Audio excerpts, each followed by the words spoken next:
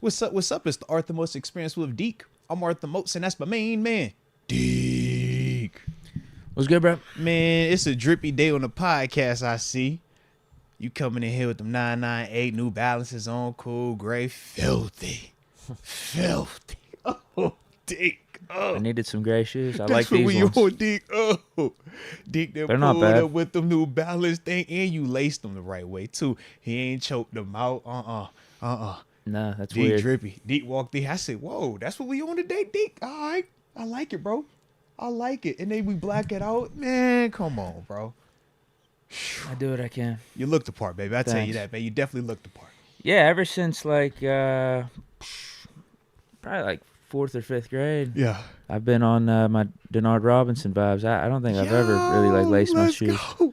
Let's go, bro. It's fire. I'm being serious. I mean, far and few between. Yeah. I mean, you even see me golfing. I know, yeah, you're never tied my up, bro. golf shoes are Yeah. like my Tiger Woods golf shoes. They're not laced up. So yeah, it's how I've been. Bro, fire though. I like it, bro. You look good. You look good. Thanks. I figured I'd give y'all some regular today. You know, ugly Christmas sweater. Shout out to little man G. Darth Vader. Can't go wrong with that, right? You know what I'm saying? I feel like that's real appropriate. So that's why I hit y'all with the day. But though, them New Balances, I see, yo, let's go, Deke. Let's go. Dominique Scott wants to see him. You gonna I don't know how unless you pull it off. Huh? You gonna pull it off your foot. You gonna kick your whole leg up. I ain't know how you was on that. Or you just tell me use your imagination. Yeah. We'll go with that. Maybe I'll show you guys on Instagram or something. There it is. There it is. Deke's fit of the day or something. Bro, because you drippy, bro. You definitely drippy, bro. Yeah. People might want some advice. Hey, man. People might need some inspiration Come on, from me. man. They need them tips. They say, yo, what can we do to up our game? Yeah. Yeah. I like it, baby. I like it. I got a few basic things that I do for myself, or what I'm looking for my fits, or Yeah. what I'm looking for whenever I buy new gear. There's some foundations that I got. Okay. So it's not just haphazard. No, we strategic. Okay. All right. Okay. No, I wouldn't say haphazard, but yeah. I'm looking for timeless pieces out here. That's what I've been looking for these days. Okay. Things that'll last for 5-10 years. These New Balances, when these gonna go out of style? Bro, facts. I'm like Those Nike New Blazers I got, Balances, one of those is yeah. gonna go out of style. Some Right. just classic low white shoes. Stand Those the test Adidas of time. Sambas I got, Yeah, they stand the test of time. they were popular back 70s, 80s. Yeah. Popular now. I know they go up and down with trends and whatnot, Right, but but they still are a staple. Though. I'll be able to Yeah. wear those 5 years from now, 10 years from now, Yeah, and they'll be absolutely, bro. Absolutely. fine. Jeans, another thing. Blue jeans, black jeans, those are fine. Standard shirts, No. flannels, what's wrong with Are those? you on your skinny or are you on like the No. oversized? No. You no, just off regular? that. Just regular? Yeah, regular. I think just Okay. like a nice slim fit, something that works. Okay. That'll stand the test of time. Yeah, the oversized stuff, I tried that for a minute, but off that. Okay. And whenever I was buying gear, I remember going back months ago, I was buying certain gear, and then I kept losing weight. I So remember you said, yeah. my body shape, my physique changed. Like the oversized fit just looks stupid to me right now. It You looks say really it's too stupid. oversized now, bro. It's too. Like it kind of worked then. Yeah. Whenever it was maybe like 10, 15 pounds heavier, I was like, all right, this is kind of cool. But that's a good problem to have, though. Yeah, this works. We'll take that problem. That's a good one. Jay Swizzle asked a good question here. You ever going to get a chain, Deke? I do want to get some chains. Uh-oh. And I've talked to you about that. You have, I know, man. We will. It's like, We'll have to go to the store or Like, something. man, when we're going, I want to get two. I definitely need like a little layering. I'm thinking gold. I might need a Okay. silver one all by itself though. Now, you like a rope chain type dude, or do you like the studs? Like, what's your energy on I don't know. that thing, man? There's a couple I've seen. I'd have to show you. I don't know the Okay. exact description, but I think I know what I'm looking for, at least for the gold layering pieces. Okay. Shout out to Deke, bro. And then the silver one, I got to look more for that. Okay. But yeah. I like it, bro. At I some like this point. version. I like this. Although at the same time, I don't know. I don't know if I'm necessarily a chain guy. We'll see. I don't think I've ever seen you in a chain. No, I don't We'll think try I it out. have. Yeah. You never know, though, Deke. Can I sell them back if I don't like them? Could change your life, man. Yeah, I think it'll be a good look. Either way, I think it'll be a good look. But it's just one of those things. How frequently will I throw them on? Like, do you sleep with them on? Some people do. I know. I mean, it's some people that wear them round the clock, never take them off for anything. You got some that play in them, but they take them off the shot wearing them. Some people, they like, yo, you can't get that wet. Others, you like, bro, they wear it all the time. I know with me, I take mine off if I feel like I'm gonna be sweating or anything physical activity where it got a chance to get pulled. Okay. That's like my thing with it. Yeah. In terms of sleeping with them on, I don't sleep with anything go personally. You know what I mean? So that's why I take all that off. Yeah. But you can't go wrong either way though, man. It's a vibe look though. If you the dude that wear it all the time, it's definitely a vibe for that though. That works. Yeah, so that's what I'm thinking. Yeah. I like your energy though. I like this. I like Deke a vibe, man. Okay. Stoogie McClellan saying, "Give me a Cuban." Whoa. That's the big boy. I don't need that. That's the big I don't want boy. much flash. Ooh. I need subtlety. I was about to say, Deke, you throw that on, you're getting attention, bro. Yeah. You getting a lot of I'm attention, going for man. the more subtle look. Yeah. With whatever I get. Yeah, thanks, man. I do what I can out here. Hey, man, you doing your thing right, though, baby. You doing your thing right, baby. I like it. Sheesh. Do we have any Deke thoughts before we tap in? Obviously. No, how about this? ahead. I'll read some of the chat. They got their own little Hey, respect. Let's go jewelry there, man. superstitions. Let's go. Raw Let's go. Dollar says, I only take it off when I'm working out. Respect that. Esteban Organde says, I never take mine off. I can dig that. Like, it's certain pieces, like, I feel like in my mind, I don't want to ever take off. But then I'm like, yo, if this got messed up because I didn't take it off while I'm doing this, I'm going to be upset with myself. So that's like my back and forth with it. But I do think it's hard when I see them dudes, even the cats that's playing in college or in NFL now, and they're still where they change. I'm like, man, there was plenty of times I wanted to have mine on, but I'm like, bro, if you mess my joint up, man, that hurts me. I'm upset now. Yeah. Ryan McPherson is asking if I'm going to get a watch. No. You not a watch guy? No. Little G-Shock, little Apple Watch. Any of that, man? No, definitely not. No desire. Watch is a fire vibe. It's a cool little accessory, man. Yeah. But the chains are a good starter, though. Can't go wrong with that. John Easton has never owned a piece of jewelry. I like it. What do they call it? Minimalist. Yeah. That's pretty much been Ain't me. nothing wrong with that.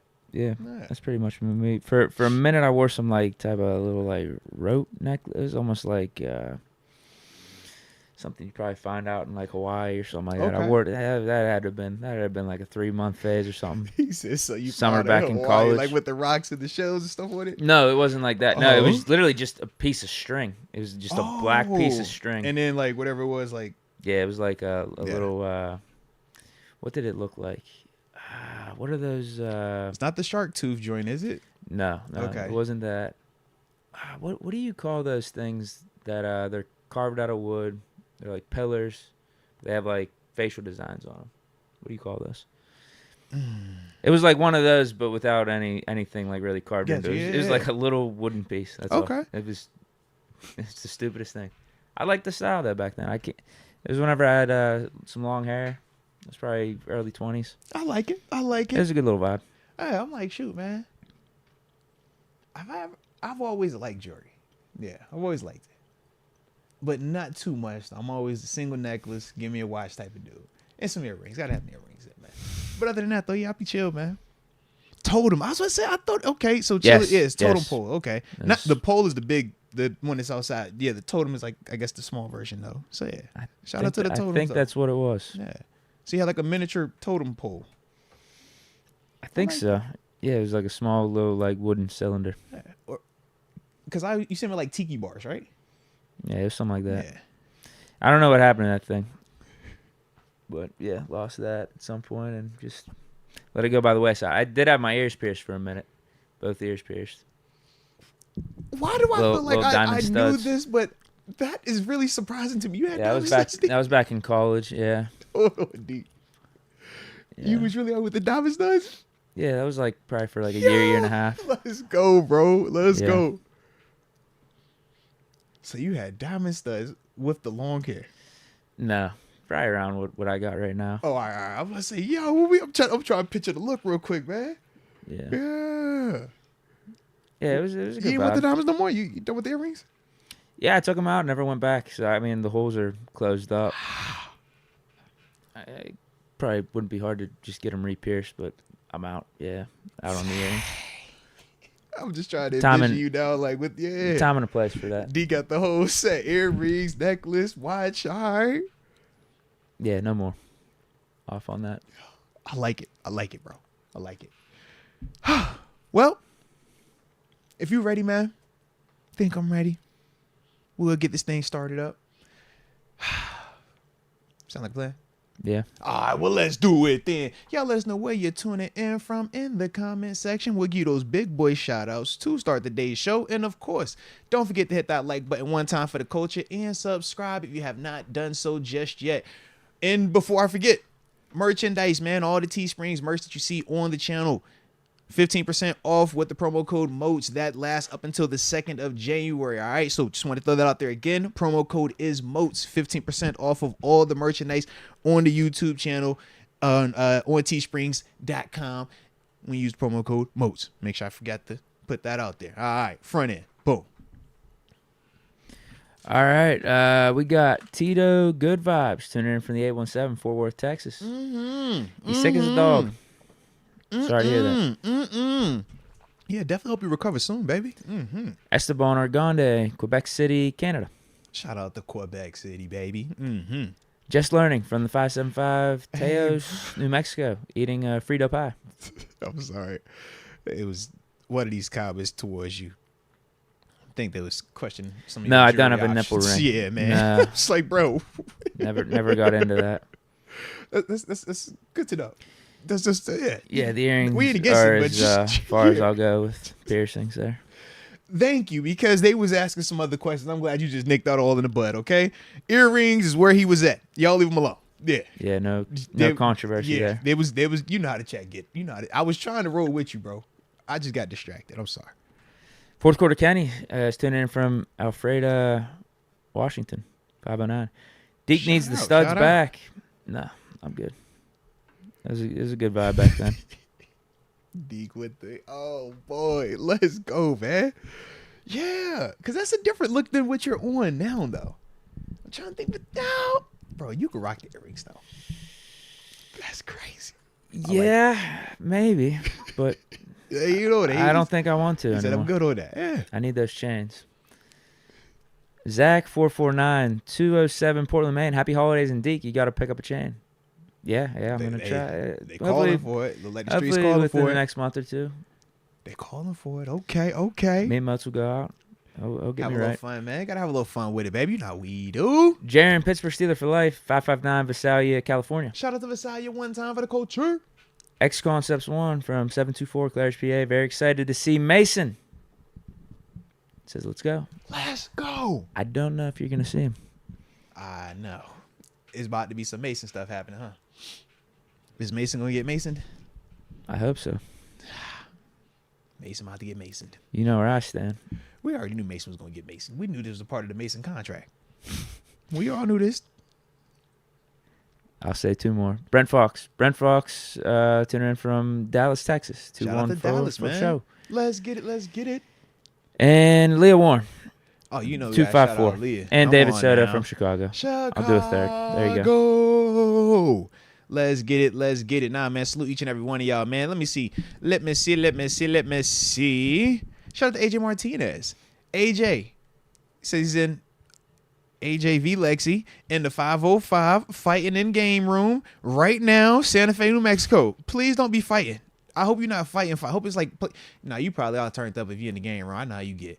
It's all love, though. Have at it. All right. G and Hassan 07. He says, anyone else tuning in from the 420 Mars? Hello, partner.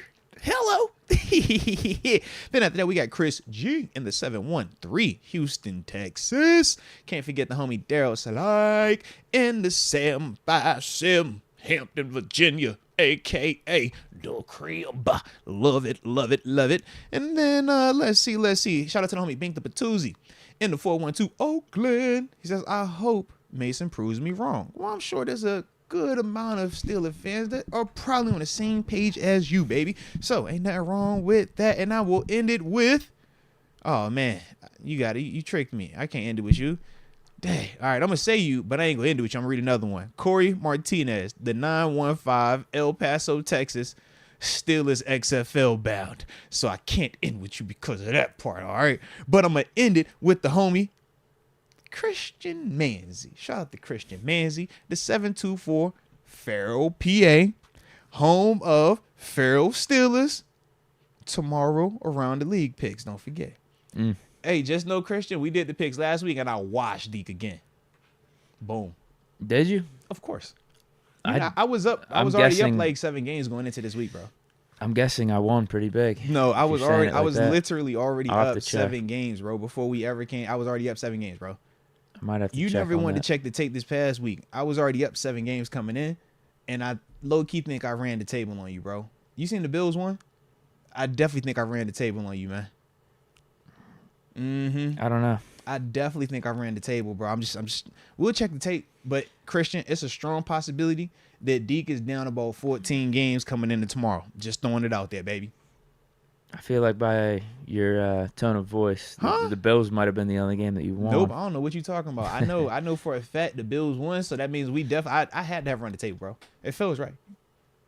Feels right. I'll have to check. Felt right. Felt right at least. Yeah, if I got the time, I'm gonna check tomorrow.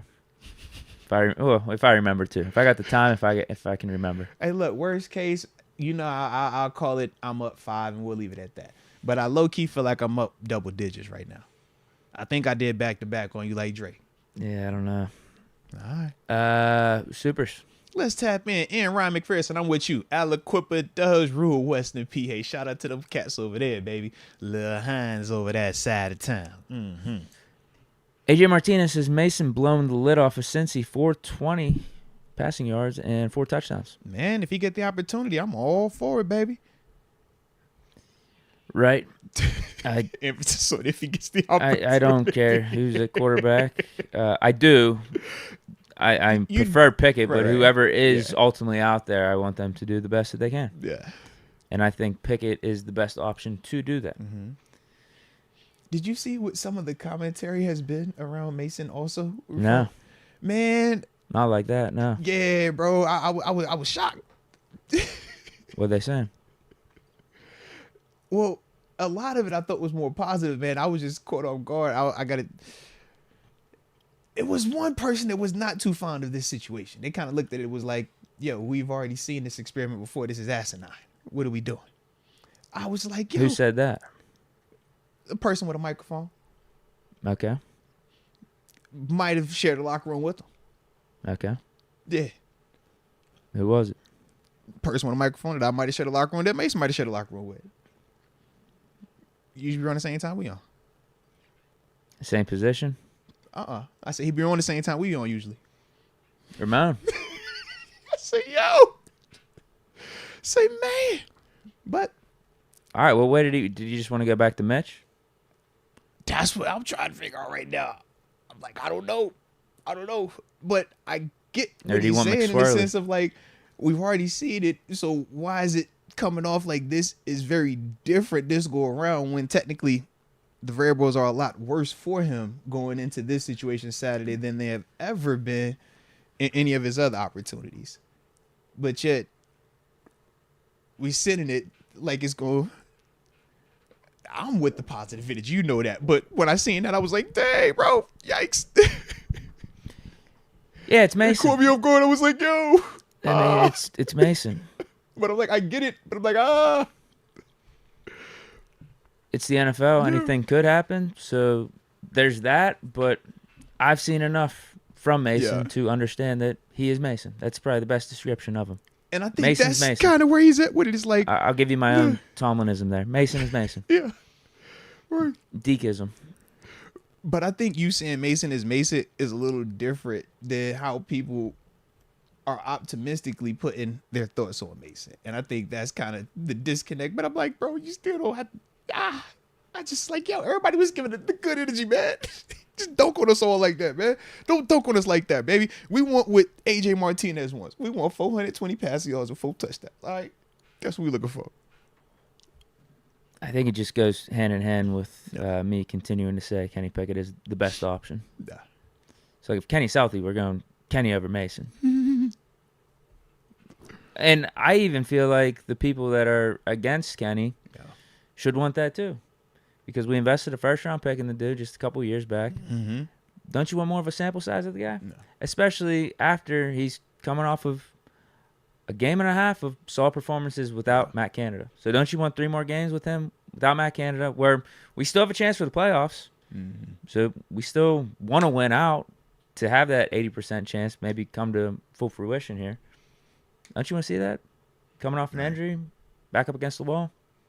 We should want to see that because that'll just give us more of a sample size. Could maybe make the picture more clear for us in the offseason of what to do at the quarterback position.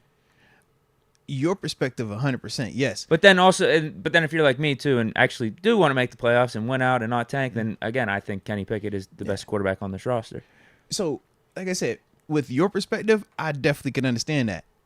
I just know it's the other side of that thing where they're like, we've already seen what we've seen. We don't need to see more of the same when stuff. He's in. That's how they look at it. When he's in, we win. Also, to specifically speak to that part, this was the first time all year we've heard Coach Tomlin say specifically we need to score more than 16 points. This is the first time defensively where we are really banged up to the point where we know this is not the same defense from the earlier portion of the season. So that was also at play where it was like, we know the whole joke with Kenny was they're winning in spite of, right? Defense got to do everything. He does the last little bit, gets all the credit. We were saying with Mason, hey, you probably ain't going to get that luxury just because of how banged up they are on that side.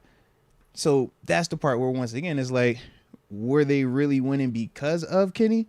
Or were they winning with all of this and he had his portion that he was still doing, but his portion did not outweigh what that defense and stuff was doing? So that's the side that, like I said, I can understand them saying that, man.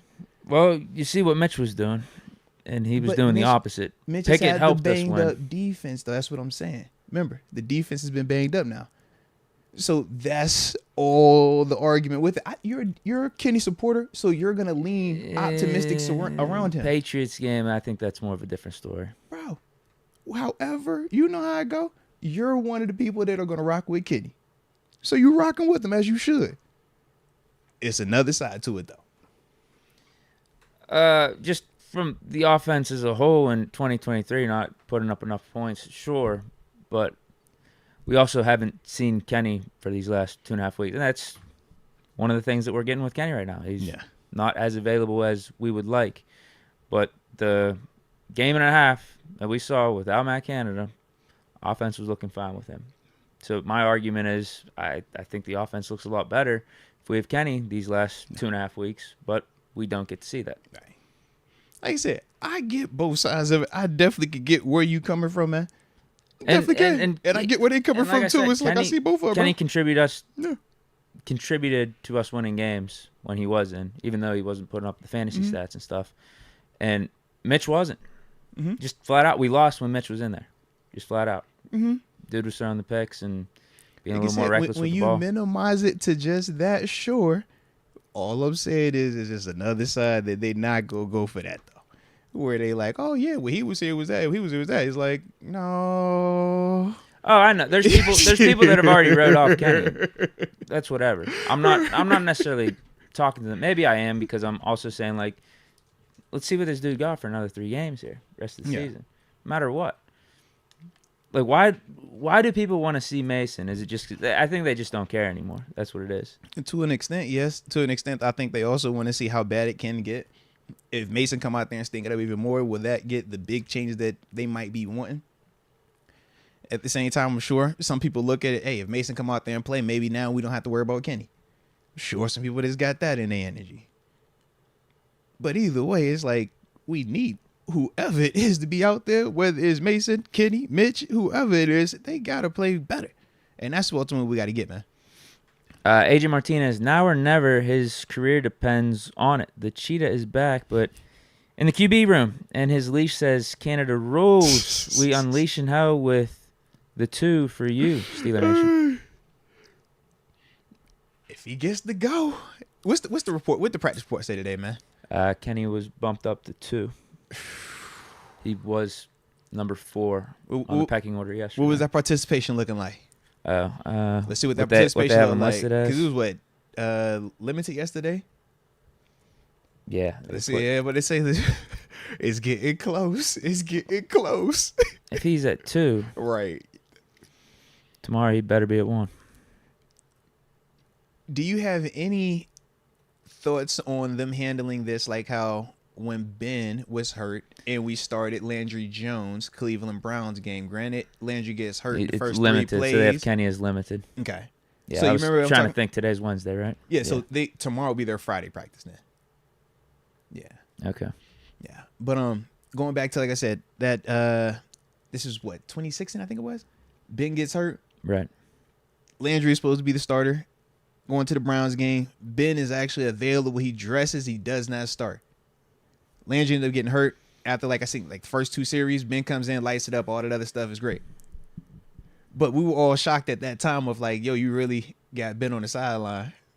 He practiced with us. Like, we know he's healthy enough to be dressed. Why aren't he out here? That was actually just straight up smart because you were playing the Browns at the time. Either way, this is Ben Roethlisberger we talking about, man.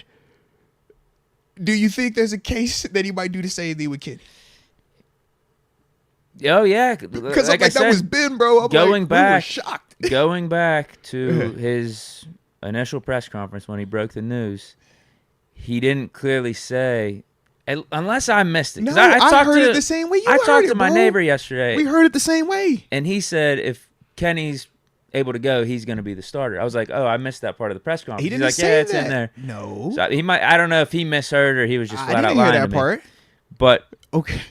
I just heard Tomlin say Mason's going to be the starting quarterback this week, and then Kenny's availability is up in the air depending on what the doctors say. Yeah. I heard it the same way you heard it. So Kenny could be available, but that doesn't necessarily mean he's going to be the play, starter. yeah. That's my question. Because I'm like, do they do it like how Seattle just did it with I Geno think and Drew Lock? that should be the case. If he's good to go, he should start. Seeing Geno and Drew Lock. They literally didn't announce who was starting that until right after like Warren was going off a coin toss. Little gamesmanship there. I'm with you. But they went with the backup, not the guy that's got $100 million now. How good was he to go? That's the thing we're never going to be able to answer. True. But they dressed him. If they left the light on for him. Yeah, I'm like, if you dress, man, you know what I feel. It's like, bro, you got a helmet, you good to go today. It's going to be interesting. That's what I would assume, particularly with Kenny, because the Ben situation's unique. Mm-hmm. You know what you have in Ben. He's your franchise. But it wasn't the end of the season. It was in the middle of it. But to put Landry out there against the Browns, you get what they're trying to do. Just give Ben an extra week to potentially heal it up. Maybe we can get out of the stadium with a dub without Ben. Mm-hmm. You know, so I get what they were doing there. Whereas this is different. Kenny more unproven. And then you just don't know how hurt. Like Ben, if that was a playoff game, Ben would have been able to go. We would have definitely hoped so. I'm like, we was all shocked. Like, why is he not? What are you doing, coach? Put him out there. So that's the thing. If they do actually dress Kenny, but he was dressed. If Mason goes down, Kenny would go in. He should be able to start the game then. So, no, I would not like it if Tomlin does something like that for this. But literally, this is the only time it made me think of that was because of that scenario where literally 7 was coming back limited, but still dressed. And we for certain started Landry. And if he doesn't get hurt, who knows? Maybe 7 don't even play in the game. Right. But it gave 7 a chance to get the record for it was like most points or yardage off the bench or something like that. Landry got the win. So yeah, it was like a incredible. Good little, yeah. Trust me, I enjoyed that game. It was a vibe, bro. I thought I had me a pick. Just was a little fumble recovery. It was a dope game, bro. Shout out, man. Absolutely. But yeah, if Kenny can go in whatever capacity, he should be out there. All right. Respect. But I don't know what they're going to do. I didn't think Tomlin was that clear on it. I will say this. Now, granted, it's early when you're watching some of the videos from practice because when the media are there, they're just there for the warm-up portion. For anything, no, I thought Mason looked like he was moving better. I thought Kenny still was kind of just getting it in. But at the same time, it's warm-ups. One guy's coming off of a surgery. The other guy is deemed the starter, at least on paper, going into this game. So I'm like, I don't know how much of that is at play, but just from what I saw, I'm like, one did look a little bit more healthier than the other one. Ryan McPherson has joined the upper room. Shout out to Ryan McPherson and welcome to The upper room, yes indeed, yes indeed. Hey, Remix, you know we spread a holiday cheer. Man, appreciate you showing love for the sweater. Man, I ain't gonna lie, I was kind of depressed, man, dealing with all this holiday stuff and not having my peoples. Make me sad sometimes. But my little man was like, yo, Dad, we wearing Christmas sweaters. So I had to go break out some drip for the day, all right? So we in this joint, I'm rocking with you rock with me. So let's keep the holly jolly and the positivity rolling, man. Let's go, UW. Hey, Moats, with all the GP stuff, do you think it's a coaching issue or does the front office scouting department need to change how they evaluate prospects? All right. Do you want to clarify what are you talking about with the GP stuff? Just because I don't know if everybody is up to date on it. I'm up to date. Well, we've had multiple comments and reactions to those comments. Yeah. All from the people that matter the most. So before I even speak on it, I do think we should hear from, Sure. So we all know about the Pickens non-block on the Jalen Warren almost touchdown run, Correct. right? Yeah. So Pickens was asked about that yesterday in his media session, and he said he wasn't trying to have another Tank Dell situation happen where the running back or the players behind him roll up on him, he gets an ACL and ends up being out for the season with an injury like that. And then I think he was also asked a couple times about just general criticism or like what has the offense done to like pull together. He basically blamed everything on the media and that the media is like blowing it out of proportion. And I think there was some other controversy about him saying him and Tomlin never had a meeting, but then Tomlin said they did have a meeting. But that was later clarified because Pickens was just unaware of the timing they were referring to. Tomlin was referring to a meeting, I think, like a week or two ago, week and a half after the Patriots game. Whereas I think Pickens assumed whenever they asked the question, they were talking about a meeting that just happened like a day or two ago.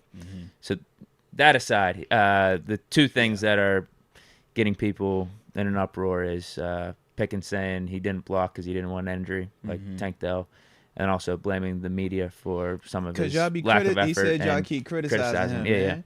You ain't played. He said y'all ain't played, but leave him alone. Yeah. Stop talking about me if you ain't played this game. I'm tired of y'all talking. That's what he said.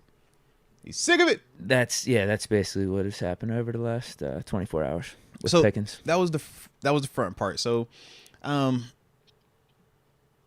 guess should we go ahead and give the Tomlin response too?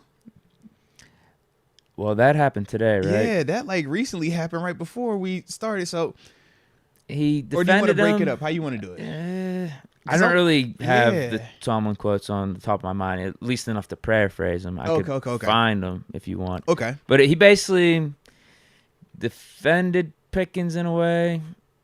Also said that he will play this week. He's not going to bench him. But also acknowledged we still need to work and develop. But also said, actually pull up the quote. We'll just pull it. I got you. I got. There was a little bit more. So part of Tomlin's defense too was that Pickens may not be fully there in terms of his media savvy just yet. That he needs to work on that too because Tomlin said Pickens is just sometimes too up front and that competitive edge comes out in some of his media sessions too. Yeah. I'll see what I can find. There's a lot going on with the situation, man. But at the same time, it's a lot, but it's not a lot. And what I mean is this. We're losing right now. So everything gets magnified, right? Everything is under a microscope. Any play that you have that is not good, we're coming back and we're looking at it, right? And rightfully so. When you're not winning, you're trying to figure out what is it going to take to get back to the winning ways. And a lot of times it's in those details. Problem is, when everybody keeps pointing out them details, we said with, the players, they are human. And everybody reacts differently, right? Some people, they ignore it. Some people, it, sticks a little bit more. Just from what it had seen or from, GP's comments, specifically as he was addressing the media portion, is like, I get that part, right? Because your team is already holding you accountable. You come in here, Coach T holding you accountable. Your receivers are holding you accountable. Your other teammates, your defenders are holding you accountable. Everybody's talking about it in the building. Then you get out of that thing, and the first thing you do is what? Pick up your phone, and you seeing everybody else have an opinion on you as well. People that you might not even feel deserve to have an opinion. So you never get a chance to get away from it. So it's very frustrating. It can feel overwhelming. I think part of that is what we're getting with him in his comments, man.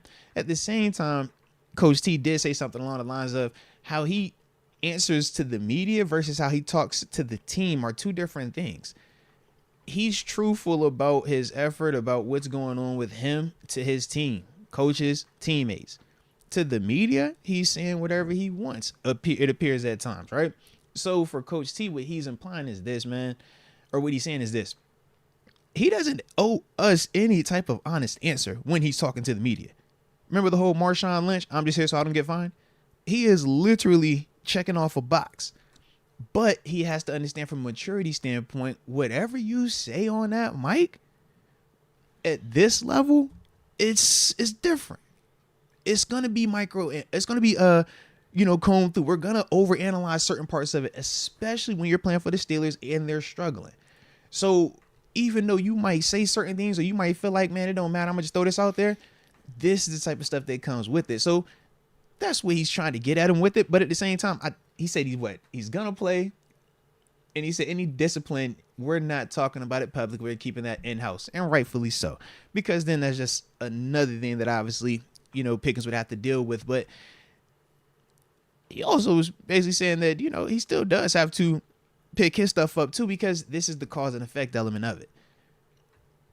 The reason why he's been talked about with his blocking is because what we've seen.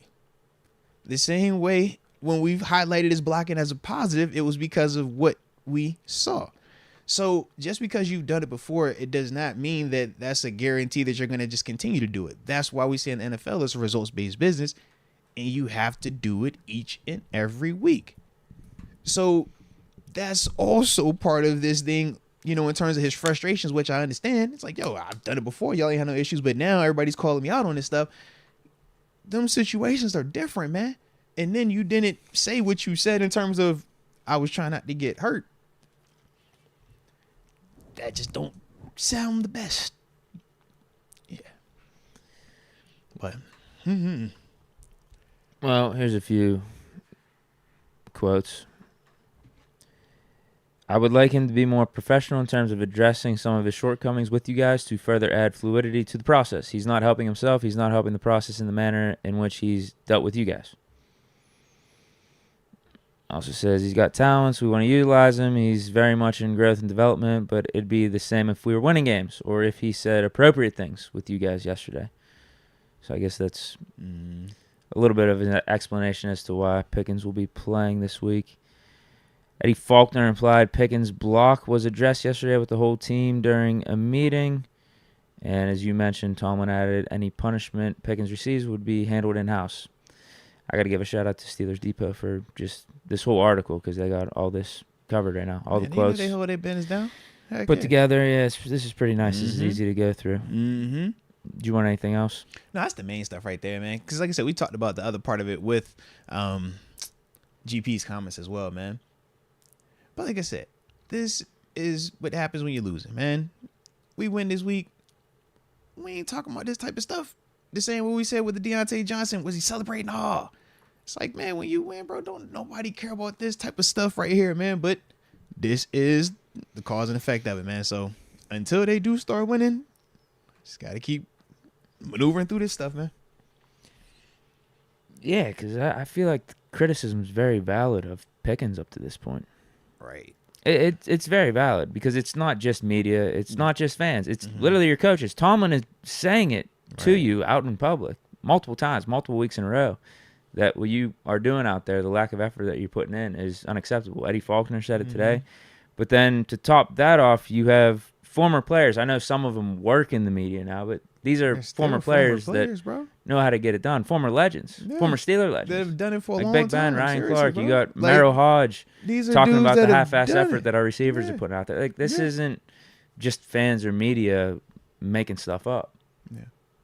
We're watching on TV. We're upset about it, but then you also have people that are very, very close to you, coaches in the locker room, and also people that are close to your situation know what it's like to be in your shoes, saying like this is unacceptable as well.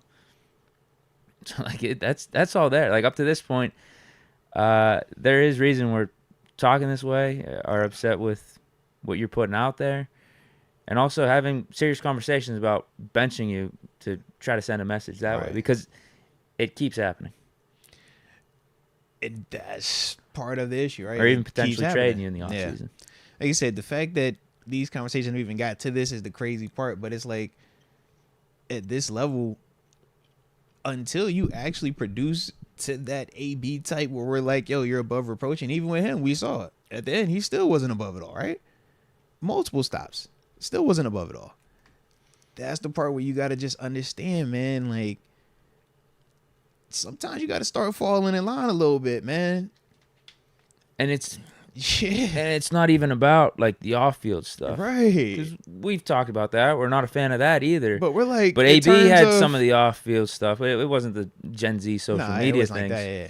Maybe not even off the field, more like sideline stuff, I guess. Playing on the side. Yeah. But when he was in between them white lines, bro, it was never a question. There's never a question about effort. He was the best player out there, or we knew he was going to be one of the best players on that field every single time. His effort and the productivity was going to go there. And that's just, here's the sad part about it. That's literally the bare minimum as a professional football player. We don't even congratulate you for running. Like, why are we talking about AB and his effort? Think about it. That's the bare minimum. We would never.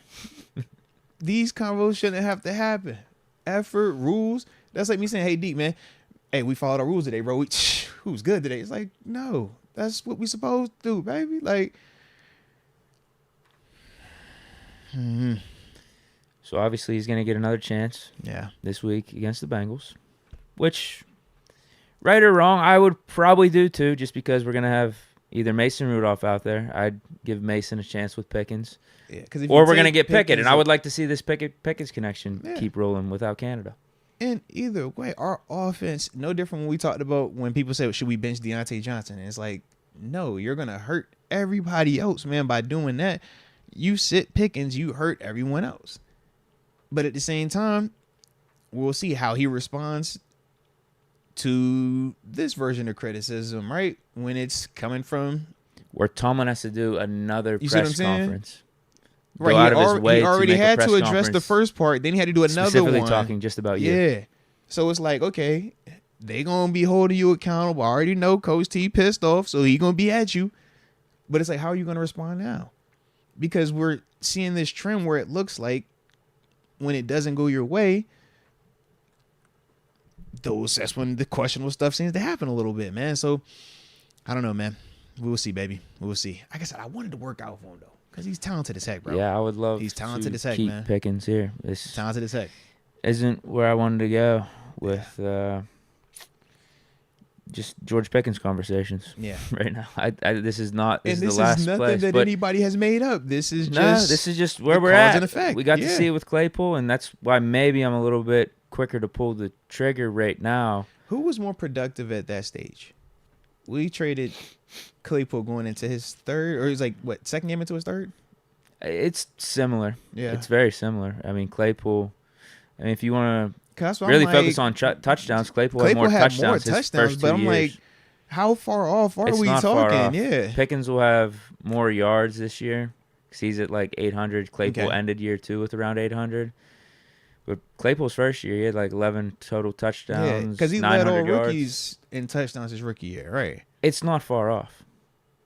You could probably make a case for either player if you wanted to after 2 seasons in. Yeah. The advantage for Pickens is he didn't have Ben. Fair. And he's putting up these numbers. Yeah. But still, just flat out numbers. Yeah, it's close. It's my thing, man. I'm like, you got to be careful, man. Got to be careful. Because it's but maybe it's what he wants. And I just want clarity. That could be the case too. Do you want to be here or not? That could be the case too. If you don't want to be here, all right, let's just make it good for both sides and part ways. Yeah. If you want to be here, like, this is all the stuff that you got to get rid of. Yeah. Because as you see, it doesn't help. It just is another issue to deal with. You already got real stuff that y'all dealing with in there.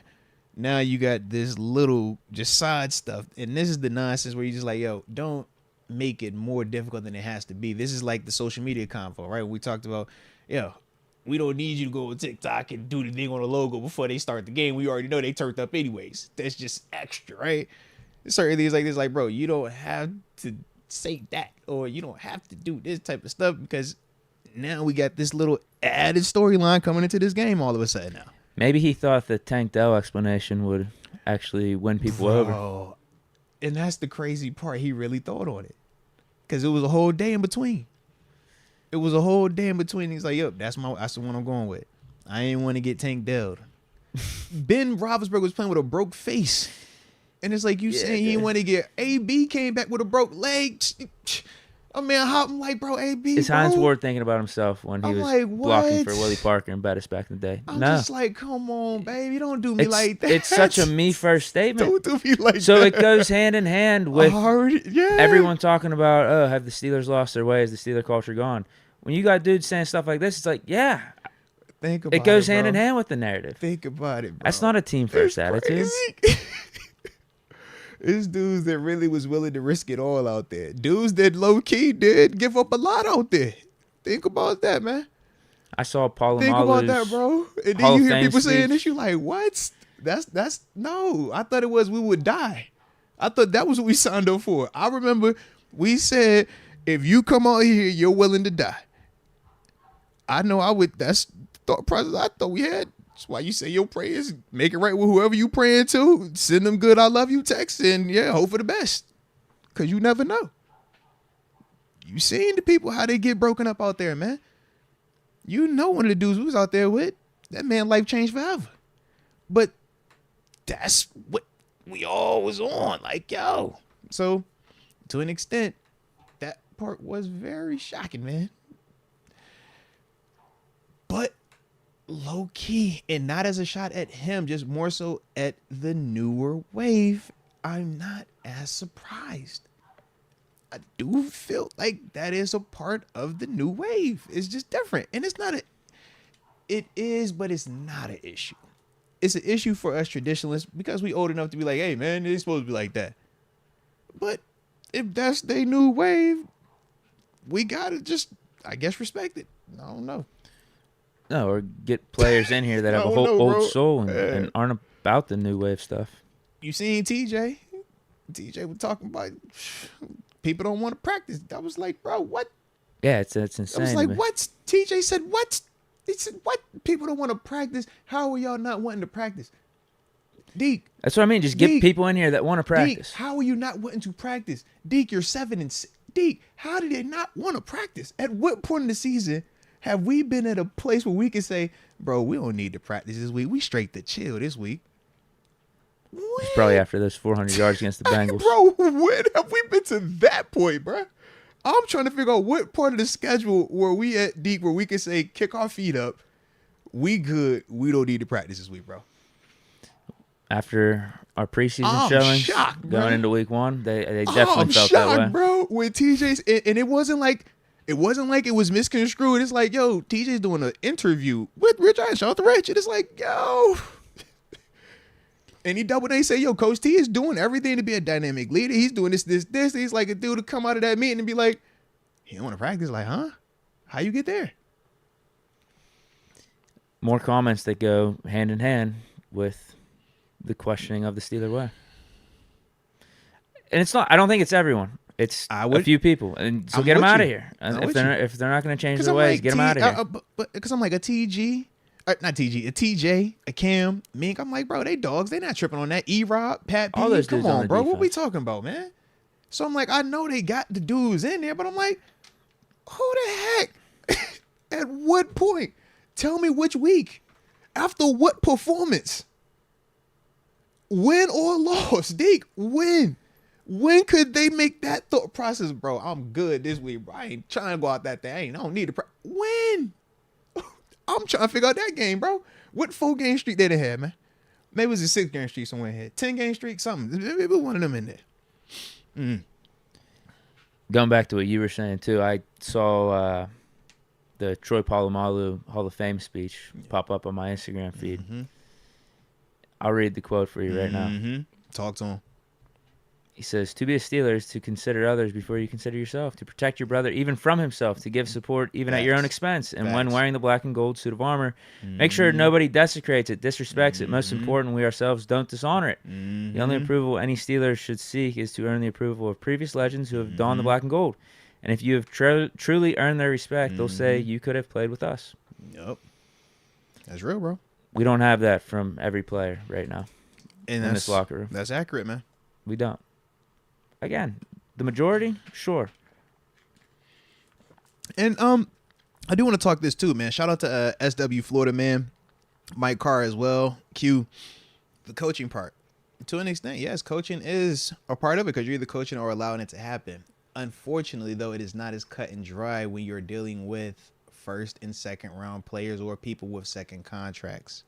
And you've heard me talk about that plenty of times as it pertains to who should get benched, why this player is still out there. That's the politics side. That's the side when you go and talk to your head coach and he looks you square in your eyes and say, this decision is above me and your pay grade. Speaking from experience. So it's certain parts that is out of his hands also, man. And that's the business side. Different than college, different than high school. You make certain moves without the okay from the people upstairs. And that's how you see people get fired abruptly. That's how you get how did Brian Flores become available? What's going on here, right? How did this coach go? Oh, man, what happened over there with that? That's how that type of stuff happens, man. So once again, to an extent, yeah, coaches definitely has a hand in this thing. I think the approach he's starting to take now, he's about to start finding them cats. Because if I can't take you off the field, which I've seen plenty of times, you know who I was in that locker room with, baby. Come on, man. But if I can't hit you this way, I'm going to try to kill you on this side, baby. I'm after your pockets because you're going to respect that. So that's ultimately what's about to come next for these cats, man. But unfortunately, at this level, it is not that simple as this player doesn't play the way that I want to play every single time. Just sit George Pickens. Does not work like that. Does not, man. So as much as we would love to simplify it and just put it all on Coach Tomlin, like I know some of y'all do, ain't nothing wrong with it, baby. That's just the reality of it. Speaking from personal experiences with these situations, man. One of my things I was thinking about with Tomlin, too, was just the nature of how he started his coaching tenure here with the Steelers. Mm-hmm. When he came in, he was a really young dude, and we had a team full of veterans, OGs. guys that won Super Bowls that weren't too much younger than Tomlin. I mean, maybe even some of them were old. I think Charlie Batch might have been older at the time. Mm-hmm. So, like, when Tomlin came in, I think it's a smart approach to take to be a more players coach and let the veterans and lead. Those guys that know what it takes to win championship. Yeah, lead it. Let your veterans lead. Bring your own flavor. Bring your own whatever it is that you can to the team, being the head coach. Yeah. But at the same time, like I think we had guys that knew what it took. Yeah. So like being a little bit more hands off and being a players coach that was smart. And then some of the guys that we brought in, one, you had Ben for the rest of that time for so you had the next however many years. Leader throughout. And then you drafted good dudes who were naturally leaders. Like Pouncey, across DeCastro, the board, like studs like A.B. and Bell. On defense, Shazier, Cam Hayward. So like that approach still works throughout that time. But now, I mean, we're about a decade removed from that like second iteration of the Tomlin tenure. The rimlets are TJ Cam. Yeah. Them the last two. And now we're getting... and Boss. TJ Cam and Boss. Minka, like I said, Minka came even after I left. But the last of that 2016, 2017 group. Yeah. So now, seeing how everything's played out recently, and we're at this, it feels like, breaking point with the organization. Yeah.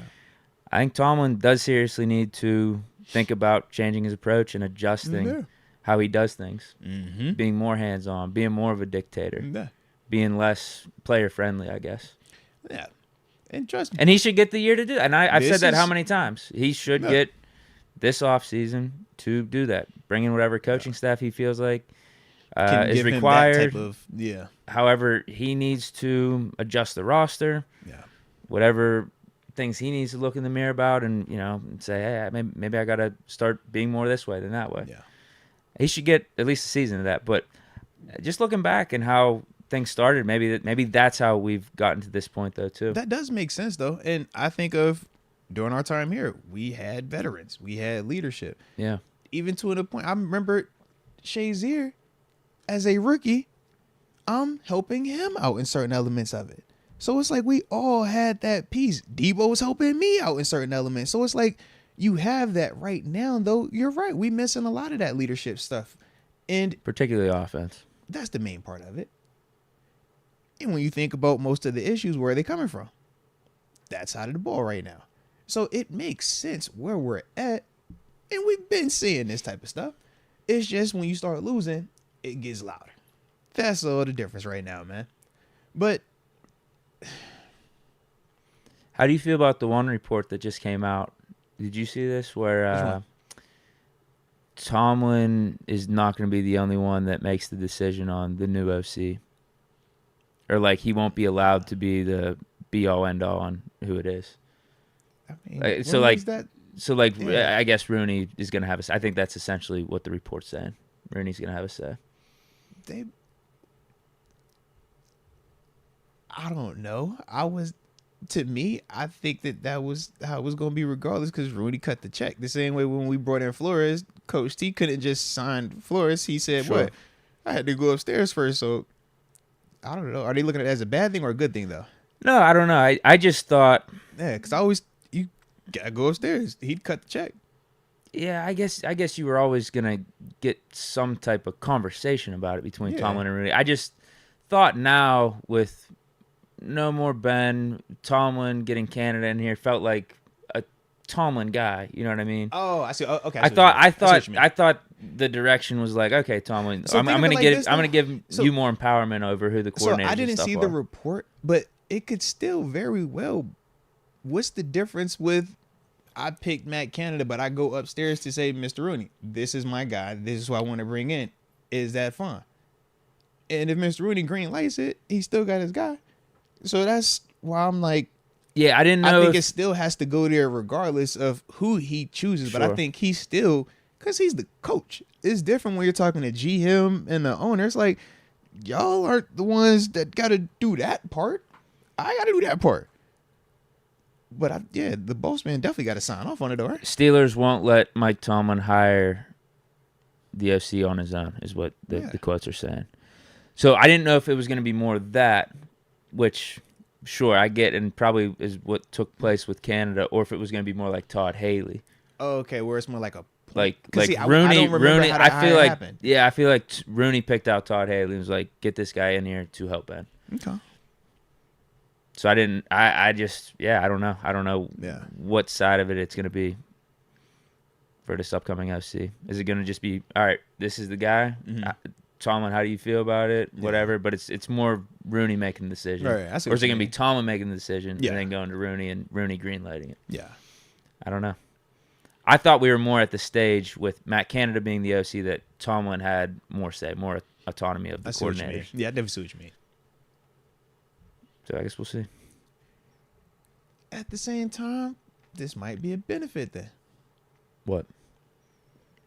If it is split up then, right? Because obviously we didn't like how the Canada hire worked out. No, So maybe change the approach a little bit. I liked the Haley hire. So I'm like, change the approach. Ain't nothing wrong with changing the approach. And Coach T, the first one to tell you, I don't care where a good idea come from. Yeah, like if Tomlin, if it was up to him, if he was going to do the Matt Canada approach with this new hire and maybe bring some guy in-house or someone he's just more familiar with versus Rooney saying, this is the way I want to go about it. Give me someone from the Shanahan tree. Let that guy run the offense. Bring in his guys. Hey. I would prefer the Rooney approach. When you ever went shopping, you think about this, right? We was all kids one time, right? We all went shopping with mommy and daddy, right? Now, you know it hit different when you go in the store and they like spend your money. You be like, all right, this all I got to spend. Dang. Versus when they be like, all right, this how much we spending. You can pick from that wall over there. If Mr. Rooney come in, he on that, and he like, bro, we want one of them. Man, I don't think Coach T gonna be tripping on any of that, baby. Sure. But if Mr. Sure. Rooney is like, this is what you're working with, this your budget, I think that's a different conversation. Yeah. So I hope Mr. Rooney come out and be like, hey, son, let's go shopping. I'm pretty sure Coach T is not going to be tripping if that's the conversation, baby. But if it's not, then we might get another bad candidate. Left which? Yeah, that's Canada-ish. You see the parallels though. It's Canada-ish. Just we like it a little bit more, but still same. A Canada-ish hire would be Whipple, which I'd be fine with because then you're just leaning into, okay, we're rolling with Pickett. This is his guy. Either way, that's the one Canada-ish hire. They all I in would the be good same a little bit, man. would be Whipple, I think. Yeah. Outside of that, get one of these Shanahan dudes. Yeah. So y'all heard how I said it, man. All right, y'all know what it is. There you have it. Well, it's 5. We still haven't TG. Oh, good call. I ain't see, man. You had me over here trying not to get got, man. Hold on. Y'all know I don't like talking them convos, man. Sheesh. Well, we still have more supers for in between. That's what she said. Well, AJ Martinez said live and nude 5-5 for his wife's eyes only. Jeez, yes. just for wifey cakes, okay? Yes. I don't want my tatas being seen by anybody else, all right? He also says, thought we were PG-13, 5-5. LOL, you crazy, man, LOL. And I know why, because we was talking about the jury, and I knew as soon as I said, I don't like to sleep with my dog, I used to take it all off. I'm like, I know somebody's going to take that all the way there. Shout out to my dog, AJ. Though. Yeah, I kind of just let that one sit. I was glad that you did. I'm like, don't do that. Just leave it alone. I ain't even want to look at the comment section. I'm like, yeah, there's just, I walked into it, and he needs 5 minutes. You already know what time he on, man. All right. Nanzito says, all I know is it takes one win to turn this talking around and refocus on what the goal was, which is making playoffs. Maybe we need this 3-game run. Man, honestly, we say it all the time. Winning cures it all. This is negative chatter. This is when you lose. This is that type of chatter. You win, nobody is tripping on any of this type of stuff, man. That's the reality of it, man. We also got El Moranich. If Mason balls out, does Tomlin start KP the following week? I like in this hypothetical ball out. Like, what does that mean? Because if he's 300 and some tutties, I'm sure it's a strong possibility he's gonna get another opportunity. If it's balled or he threw for 120, a touchdown and no pick, and we won, I don't know. It might be looking like, hey, Kenny, you ready, bro? We ain't tripping on that. You can do that. So that's what I mean. I think the scale on that ball out matters. Because Kenny is still the guy that they have the most invested in. He's still the guy that they want to see succeed the most. Even though Mason was drafted, Mason is still not the first rounder, right? KP is the guy. Mason was on the roster when we drafted Kenny. Think about it. Yeah. Everything is aligned for it to be Kenny this year. So unless it is something where we're saying ball out, he rising to this crazy level that we've never seen or something like that, I don't anticipate them saying, hey, man, all right, that 115 touchdown pick performance, yeah, we want to throw you back out there over Kenny now that he's ready. I don't think that that's going to be enough personally. But if he does look substantially good, or if the stat sheet looks substantially good, because we know those two things can be different, I think that, he got a chance, man. Yeah. Well, I said the same thing for whenever Mitch stepped in. The door is open. Yeah. The door is open. Mason goes off for 404 touchdowns. Yeah, I'm sure they would roll with Mason again. Yeah. Mitch, if he would have strung together 2 or 3 games in a row of 250, 2 touchdowns, another one, 300, couple touchdowns, we're winning games. Yeah. Probably would have stuck with Mitch. But what have you also heard both of us say, man? It's one thing for us to talk about it and speculate on it. It's another thing for it to actually happen, right? And with Mitch, unfortunately, it did not happen, man. But Mason, shoot, man, if you get this opportunity, take advantage of it, baby. If you get it, take advantage of it. Let's go. The biggest mistake this offseason was not doing whatever it took to keep Edmonds here. It didn't take a lot. No, to it keep him didn't. here. Definitely $2 million didn't, man. would have done it, maybe. Yeah, definitely didn't take a lot, man. Maybe just a multi-year deal would have done it. And it was weird too because we did do the whole bring him back. Remember on the 1 year? Right. Mm-hmm. And he played good again. That was available again. And was available. We prioritized Casey, which was fine. Yeah. I thought Casey played good. Mm-hmm. But seeing what Edmonds went for, Yeah. was it like a year, $1.5 million with the Yeah. Eagles? Something like that. Like, Mhm. just bring back Edmonds. I know we got our third guy in Neal, but I would have preferred Edmonds. I mean, I don't even think it would have been the worst idea to have all four of them. Obviously, now we're seeing with all this injury stuff. But I guess I understand why Edmonds wouldn't have came back here, because obviously we prioritized another safety over him. And it would have been I think a diminished role too. Potentially, yeah. Because we were starting to flirt with the 3 safety thing a lot more. And we all would agree. Casey gives you the upgrade coverage-wise. Edmonds gives you the upgrade I think. in the box. I think. On paper, yeah. Oh, man. Not this season. You're right. Dude, honestly, if Edmonds was... I'm sorry. I don't think we give up as many big plays. We don't. You're right. I'm mad. Edmonds ain't bad in coverage. He's just not giving you the splash stuff. I've always said that. Casey gives you splash, though. And he hasn't enough for the chances that he's taken. My dog Deke said, hold on, The bro. risk hasn't been Hold worth on. the reward this year. I'm sorry. He's dropped ones thrown right at him, too. It's not even like he's only missed the ones that he's overplayed. Oh, man. So maybe, I don't know if this is accurate or not, but it could have just simply been in a chance to correct one issue. We created a bigger issue in the process. We wanted a guy that could create turnovers. Casey has led the league in picks before. Casey even was getting interceptions while he was here. So while trying to get that part, we thought that a Keanu Neal potentially could come in and do some of the physicality stuff while we get this upgrade coverage-wise. And now just, He was doing fine, too. Yeah. He's got hurt, but that's the one But that's thing a part on of it, Edmonds' side is he was always here, and always available. And that's also a part of both of those players' knocks. Right. Availability. So, yes, you get a high in terms of this part, but what you're willing to risk is a lot more of this other stuff from, we just kind of to are be doing frank, it it hasn't been high enough even when they have been on the field. No. To outweigh the security that Edmonds gives you. So, yeah, looking back, I would have brought back Edmonds. I mean, Well, how's he been doing with he got traded. Eagles and Titans? Yeah, he got traded. I haven't watched him since he's been in the Titans, but the Titans won the other day. Who'd they just beat? The Titans won.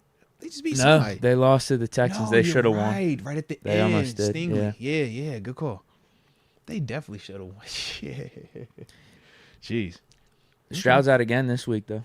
So for those that are still keeping some hope in the Steelers' playoff chances, that helps. We'll be over here. They can't win 2 in a row like that. There's no way. Can't do it. Kel Turner, how does our team practice for other teams? Do they run the opposing team's offense against our defense? Also, is it ones versus ones or ones versus backups? Hey, salute you, man. So we do it a couple of ways. It's various portions of practice on different days, too. But we always start practice with a competitive period called 7-shot. That's when we put our ones on ones. We're putting the ball on the 2-yard line and we're running 7 plays, man. Best out of 7, right? Competitive right out the gate. And, yeah, you talk about some dope work. That's some of the best work that you'll get. Just in the sense of we understand the importance of short yardage football. We understand the importance of situational red zone football and the type of plays you get, the speed in which you have to operate, and the detail and communication. So that's why we would do that portion. Then from there, you'll transition ones versus twos. And then obviously ones versus twos equals twos versus ones, same concept. You'll do that for a period. Then after that, when you start to get into the actual meat and potatoes of practice, this is after special teams, when we're talking, all right, these specific plays we want run, because we saw the Bengals, they like to run outside a bunch concept. They like to run the screen with number 30. They like to run stretch plays in inside zones with 28. That's when you'll get the card work and you'll get your practice squad guys out there. And that's when they do those type of stuff, because you want to see it with pace. You want to see it with tempo. But at the same time, I don't need to be worried about this guy, being this great overachiever, while I'm just trying to process the look and the timing of the communication defensively. So it's more of a teaching part. So that's why you got your practice squad guys, because we're not necessarily worried about them getting those reps for the game. If I need this look, man, I might have this cat run this play 4 times in a row, and then he might walk it 2 other times. But I don't care, because I just need to get this look. We got to get this timing right. But we don't want to waste our starters, the offense, who need to be getting their reps prepared for the defense. So that's why they'll be on the other field, and they'll be facing against the scout team as well, doing a different look. But if you're smart, and this is what I would do, guys like TG would do, a lot of dudes that are either starters but not the main guy, right? You're not the main starter. Or if you were a special teams dude, but you're still active and you're a 2 deep. 2 deep means, bro, you're 1 play away from getting out there. You're not going to have enough plays in practice to stay in shape if you're a number 2 on the roster. So what we would do is go take the practice squad reps. So we would take our defense reps when we need that action, and then we run over here to the other field, and you get a chance to go against your Bens, your L Bells, your AB. So now you're staying sharp. So whenever you do get that opportunity, you're hitting the ground running. So that was what we typically would do back then. So you would still stay sharp, so the whole next man up. Because it's like, bro, if you the backup, bro, you facing the greatest in the world right now, man. So that was kind of the thought process with it. Now, I can't fully attest to what they do to that extent. But it's still the same format, though, in terms of who's versus who early on. So that part still is consistent, though. TG right. Time? I think he just checked out. Yep. Well, in the meantime, AJ Martinez gifted 5 Moats memberships to Trevor Hamilton, James J. Jeffers, Apex City 412, Tyler Minnick, and Big Fungus. And welcome to the Upper Room. Yes, indeed. Yes, indeed. And shout out to AJ Martinez, continuing to be an absolute rock star at life, man. Y'all hit the like button one time for AJ as well, man. Appreciate you. And now let's call up our crazy cousin. You know that one? TG. Oh, that's the wrong graphic. Wait a minute. Bam. That's the one. Hit that button there. Hit that button there.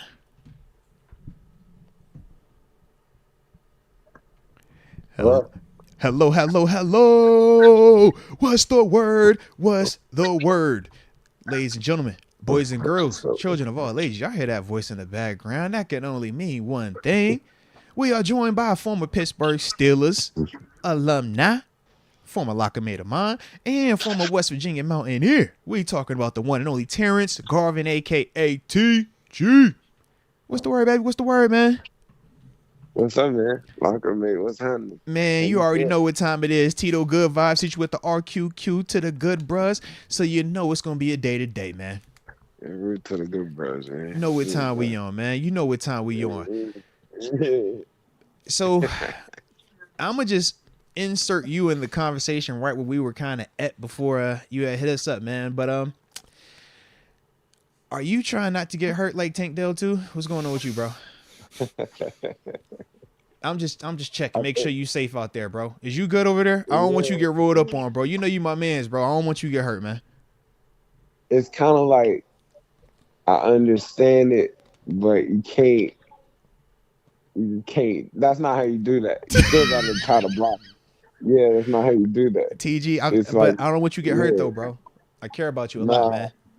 That's how you get hurt though, man. Like you out there not playing hard, that's how you get hurt. Dead serious, bro. You know? Man, that's how you get hurt. But it's like you gotta still block and then you check and then you get out the way maybe later. Give me the peek while you engage. Don't give me the peek while you're walking. Give me a little bit more effort than you'll want to. You know? You'll want to, you gotta be there a little bit. We needed that. That's how I feel like. We needed that. It don't feel like well, it just that thirst ain't there. But that's that Steeler way that, you know, you talk about it, you hear about it, you know, that's like the culture. That's in a sense like that's the part that gotta get. It's almost gotta be like, man, I don't want to be the one that go back in there feeling like that after doing that, you know? Yeah. But like, we've obviously heard some of Coach Tomlin remarks about it. And he said, you know, basically that they handle it in-house. They ain't going to know about anything in terms of what discipline is there. they said that he's still going to play. He's not sitting them. But he did talk about him needing to at least handle his communication with the media a little bit better, man. Instead of giving, these type of responses that could ultimately come back on him. Just make sure, that he take care of stuff that way too, man.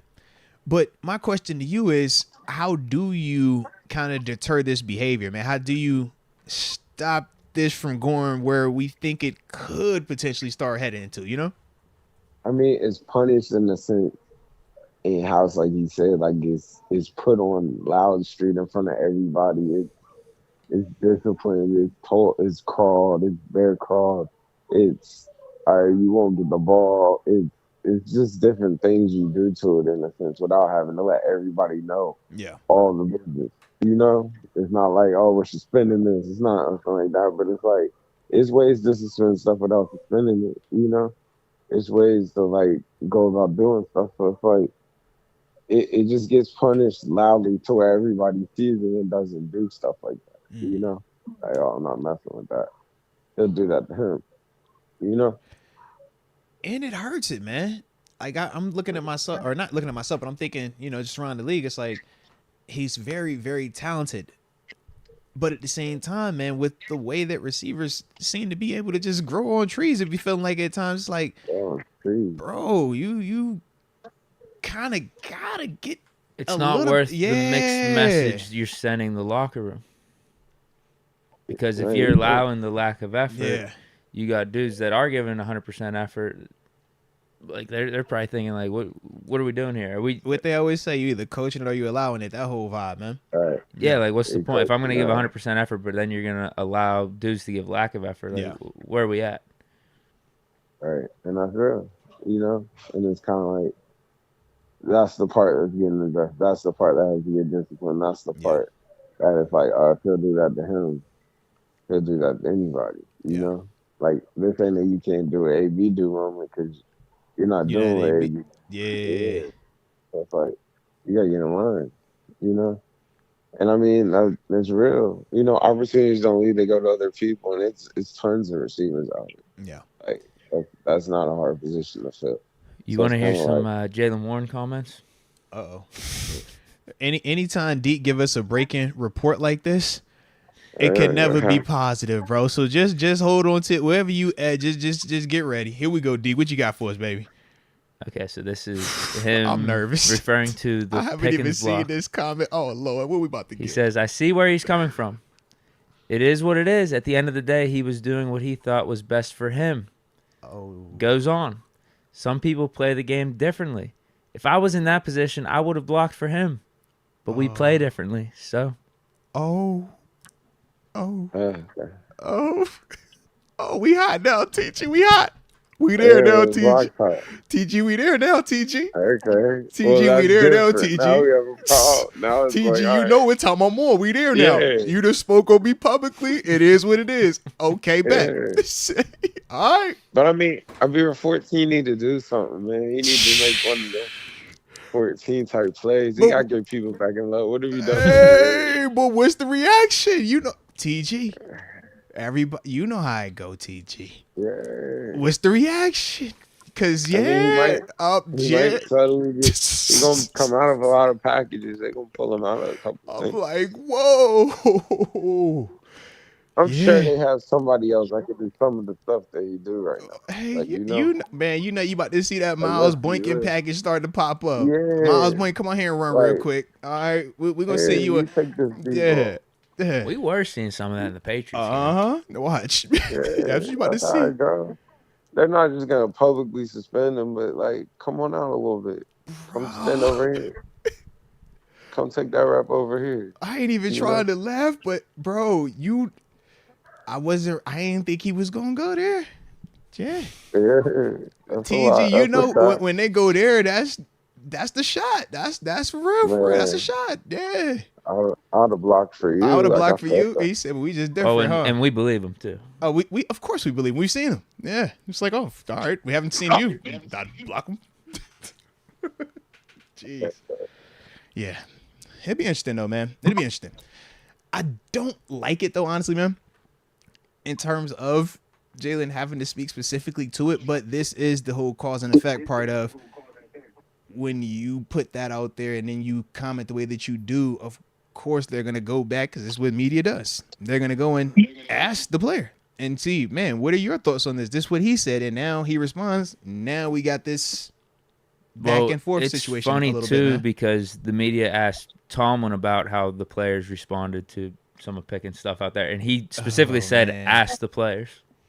He said, "Ask them." Coach T said, "I'm done with you heathens. I'm out of this. Y'all want the fire? Boom, have it. It's y'all. It's on y'all now. Y'all got the juice. Y'all bad. Y'all want to be bad? Y'all bad? Go ahead. Yeah, ask them. Ask 1, 2, and you talk to them. Okay, anything F related, talk to them. Okay, yeah. I'm tired of y'all putting it on me. I called timeouts when a minute left. Talk to them." That is funny, bro. Jeez. Where we going, man? What we doing, TG? Where we at, man? TG. Winning just fixes everything, man. Bro, win changes all of this, bro. What? They need to get to a Sunday, get them a good game. Can we just get a dub? Bro, we bickering. We doing all the nonsense, man. Do we put Pickens at running back for a play and have Jalen Warren at receiver just to have him block for Pickens? Call the jet sweep. Code red, jet sweep. Now we teaching life lessons. He said, "Give him the Willie Beeman. Give him the Willie Beeman. We ain't blocking for you today, all right? It's all you. You don't want to block for us? You better than us? We ain't blocking for you then." Jeez, this where we at now, bro. I mean, to get to somebody and go get a win. How we here, bro? What we doing? Now we're sending people out there for missions. Hi, bro. Hi. How did we get here, bro? Right. How did we get here, man? Go out there. Coach T say, "Yo, talk to them." He's fed up, TG. Oh my God. What the fed up, bro? He's fed up. Hey, talk to them. I ain't answering nothing about them cats, man. Hi. All right. So what's your reaction to Mason being named the starter over Mitch? That's at least what we know right now. But if Kenny's good to go, I think a lot of people are assuming Kenny will be the starter. So I guess it's a twofold question. Mason over Mitch, and then what would you do, Pickett versus Mason, if Pickett's good to go? I think Mason will start this week. Like, no matter what, I think you're going to see Mason start the game this week. And I think it's kind of like, let's see what it is real quick, you know? Like, you see these dudes like Drew Locks and stuff come back, get another opportunity. Is Gino's job in jeopardy? Like, hot seat. No. no.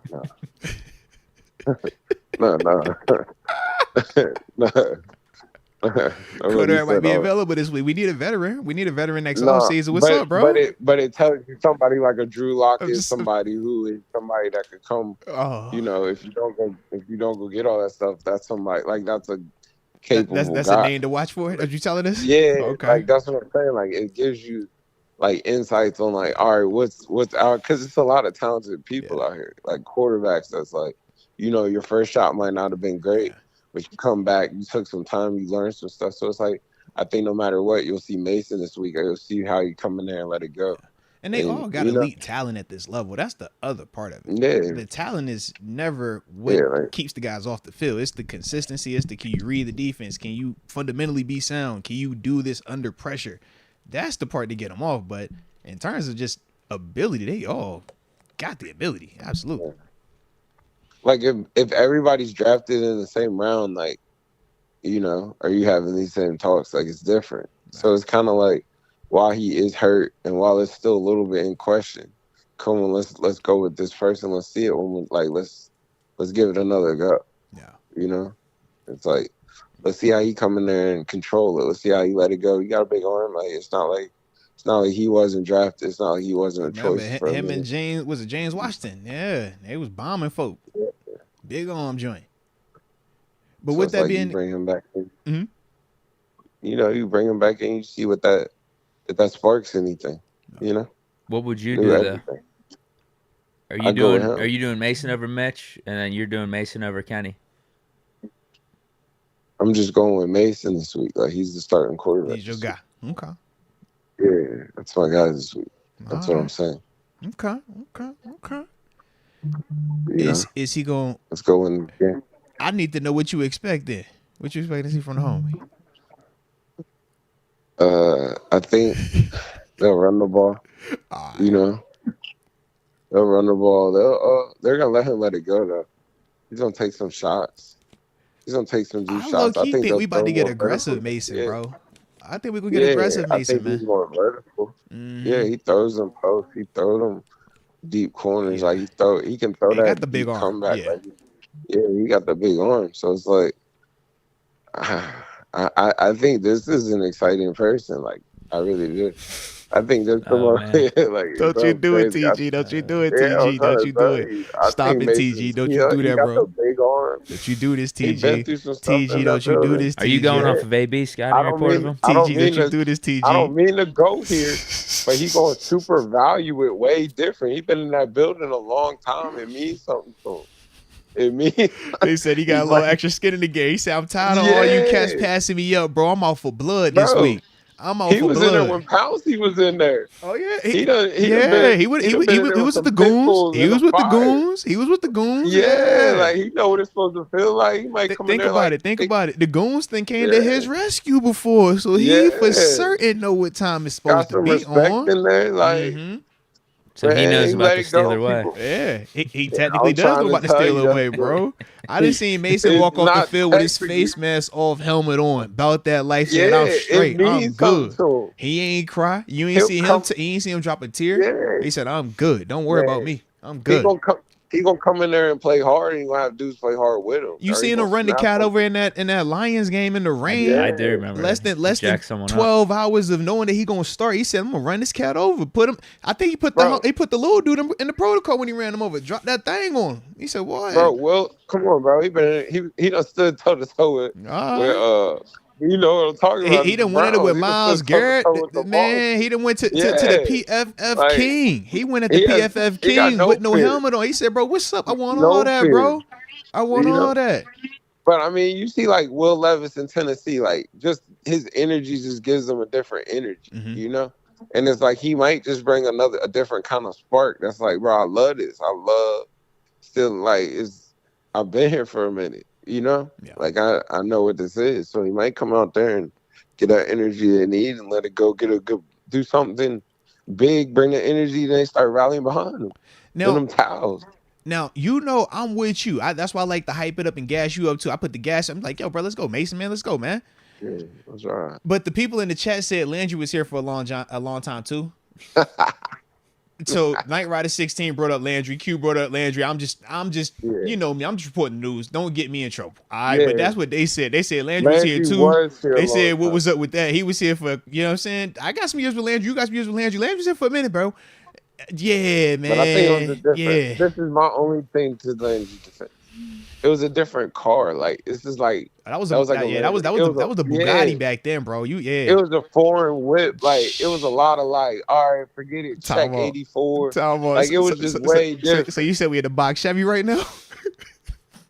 No, I'm just saying it's nobody that you're just like, yo, check 84. You know what time it was. So we in the family car right now. You telling me? Knew it was going to 8. We in the minivan right now? Everybody in the building knew it was going to 84. Check 84. Bro, worst case, you might drop it in the manual and get the L Bell. Be like, you know what? Drop that L Bell. Give it the L Bell. Let L Bell take that, bro. Dink it off. Here, you get that L. Yeah.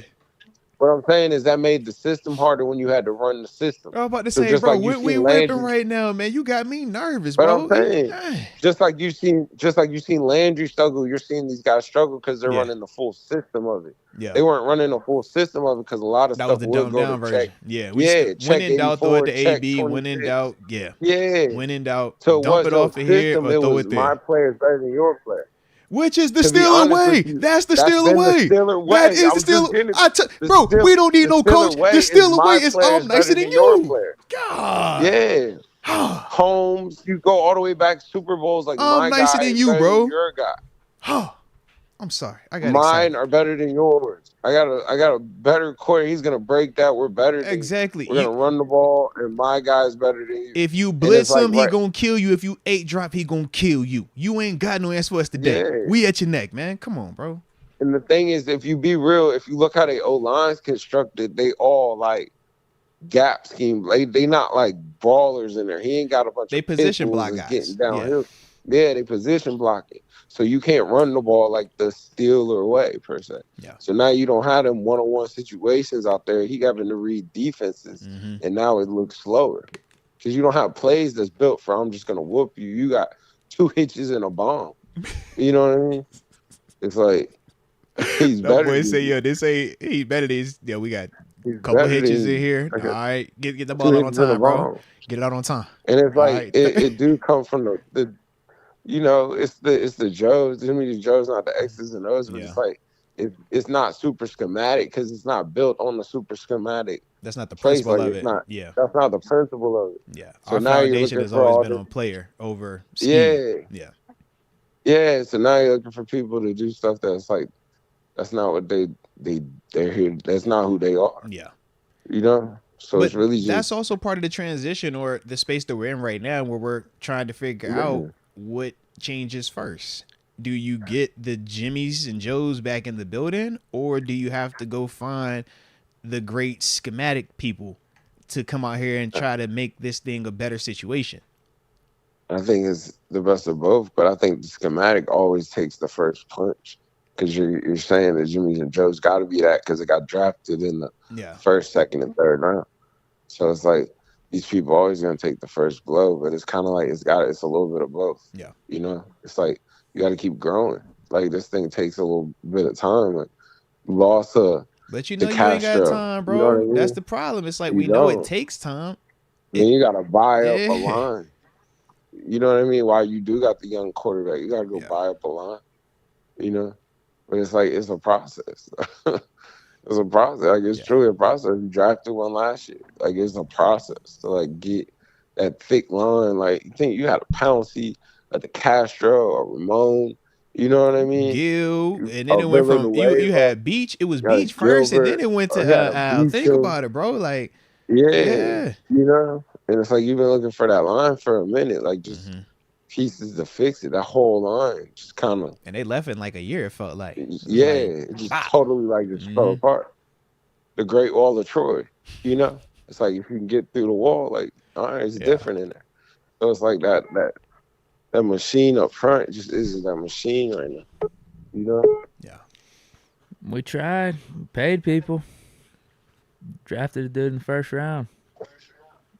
And that's what I'm saying. That's growing. You're not playing back. Like that stuff's growing. That stuff's coming. You know, that stuff's growing. Because to an extent, he's of the new wave. That's the first round. Everybody else has been what, third and fourth. Yeah. Dan Moore fourth. Kendrick Green third. Dotson was a fourth. Yeah. Should have kept him. But either way, it's been a minute since we've actually invested a high end pick. Yeah. On the O-line. Everything else has been. We went back to back Pouncey to Castro. Yeah.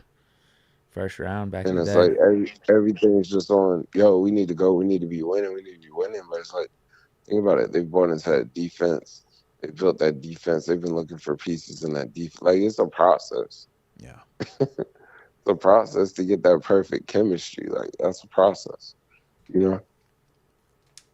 So it's like I think they're not doing bad. They're still trying to figure out how to run the ball. Well, and the big difference when we talk about it, regardless of the transition, everybody goes through this. The difference is the quarterback. Ben played behind some horrendous offensive lines. Let's be real.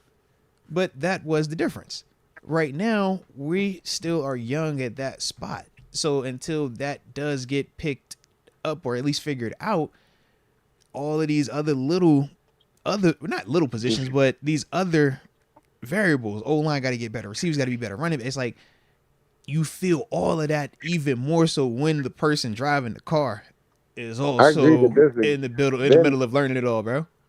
when did Ben have bad offensive lines in his back end years? No, Ben no, always no, coming no, out no, no, no, no. TG. When No, it- no. no. 10, 12, 10, 11, 12, 13, bro. That O-line was trash, Well, fam. when we won the Super Bowl in 08, it was Yeah. the worst O-line in the Bro, league. that It was- O-line was trash, yeah, man. from like the 08 to O-line like wouldn't be bad. 13, it was really All right, bad. but Bro. then 07 to 13, But something like that. 14, 14 But on. I think, yeah, I don't know about that. But at the same 14 time, I was give you fire, it, bro. maybe. 14 was fire. Think about it. When Gil, 14 really started to change over, bro. That's who became the left. Beach was at left. Villanueva. No, because Ville got on. Villanueva Before was that, like 2 years O-line afterwards. was strong, bro. Bro, you Flozell had Adams. names. You had Pouncey Flozell years. Adams. You had Flozell Adams.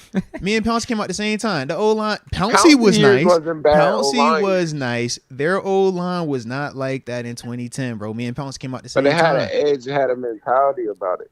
Oh, yeah. This I'm only with you on thing that. I'm Yeah, saying, I'm with though. you on That's that. fair. Yeah, I'm with No, you. Those dudes were a unit. Like and Flo, Ben, I was yeah, a Ben- fan of Flo Ben from and his the time O-line in were Dallas. like Yeah. like a whole. I don't It know. had They you're had a whole gonna thing. come in. Yeah. You're gonna come in a fight. And It had a Flo had already mentality had about it. success in the NFL.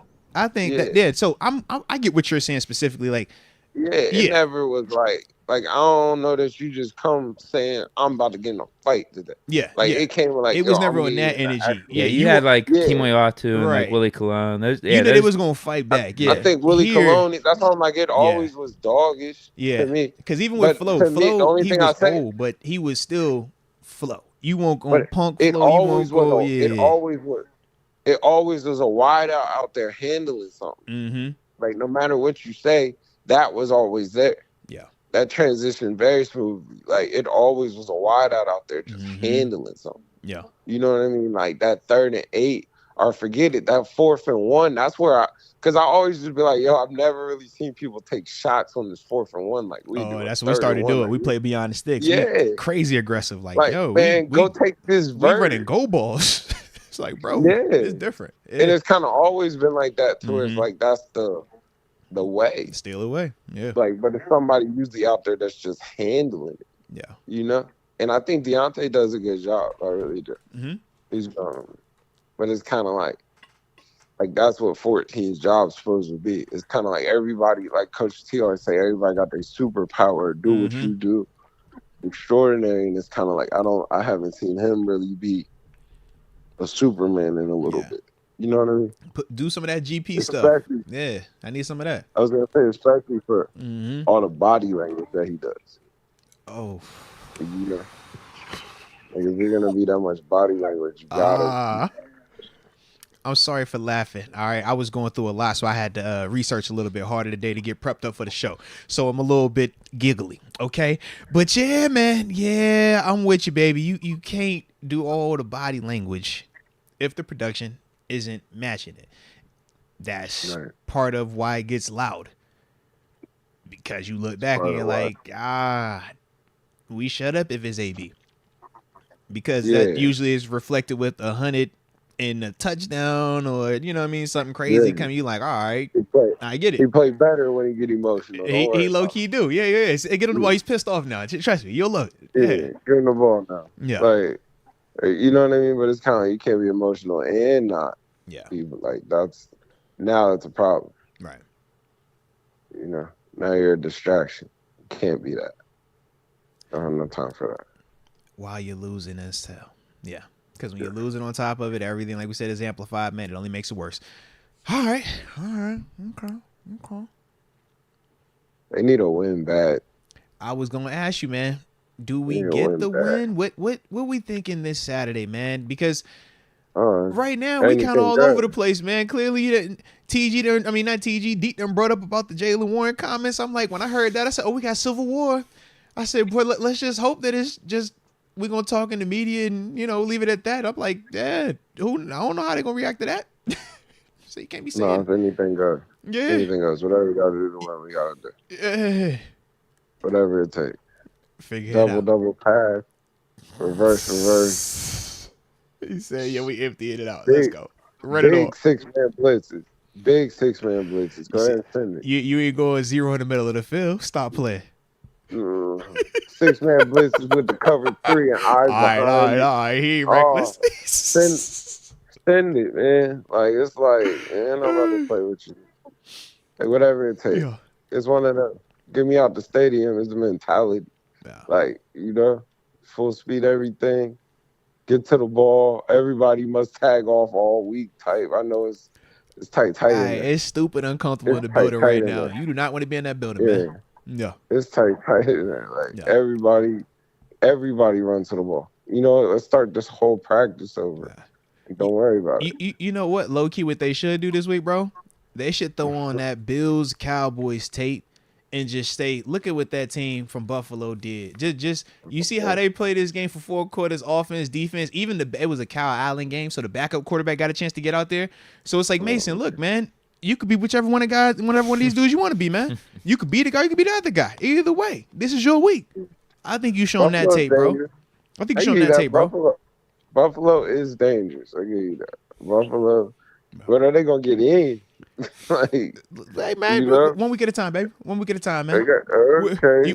We all in the same boat, aren't we? We all in the same boat. Everybody just we all in the same tight. boat. Hey, what they say? Don't blink. The road narrowing. Don't blink. Hey, nobody lose nothing. Hey, look, we all got our little rowboat. We done fell off the big boats. All of us off the big boats now. We all in our little rowboats. It's like, yo, just keep rowing, bro. Just keep rowing. We're gonna be all right. Just keep rowing. It's tight out here, like. We say, yo, it's a storm coming, TG. All right, I hope we're gonna make it. If they get in, they dangerous though. Like I see people. If we get to land, if them boys touch land, it's a wrap. I'm telling you now, they got something stupid in the back. All right, it's something stupid that they got on the boat with them. But I don't know if they're gonna make it. It's gonna be close. It's gonna be close. Yeah, boy. Yeah, it's gonna be real close, bro. It's gonna be real close. This week, they had a good week. It's gonna be real close, bro. It's gonna be real close. Hey. I just don't know. I'm over here like, all right. They got the we gonna put this frantic, we optimistic at the end of it, and now I'm over here with the black and gold. Like, dang, we didn't got headshot. We on our we still got a shot. We flashing. Our little health bar flashing now. We like, all right, we still got a shot. We still here. Come on, we still here. We ain't dropped your shit. It still don't blink. Yeah, bro. Cut them eyelids off. You know what time it is, man. We win this week, bro. We back. Come on, bro. Get us out of the stadium. What I'm saying, so it's like, we got the stadium. We got to win this one. Oh, facts, that's bro. how this one feels. Facts. Gotta have it. Gotta have it. Gotta have it. Like, ain't no other, literally do or die. Like, people get cut in them last 2 weeks. They start bringing, them last 2, 3, it get weird. Start bringing people in, like, let me see how this will look moving forward, like, Now, I can't remember. I don't think we talked. I don't think me and you talked about. I think this was just me and you, Deke, before he got on. Okay. But someone had asked earlier if Mason were to come out here this weekend and ball out. Are you starting him going forward if Kenny is still available after that? Yeah. You want that's what you're looking for. So you want a little bit of, you want a little bit of like, all right, you might got something. You just want you want to feel good about something, And then you put him back in that last week.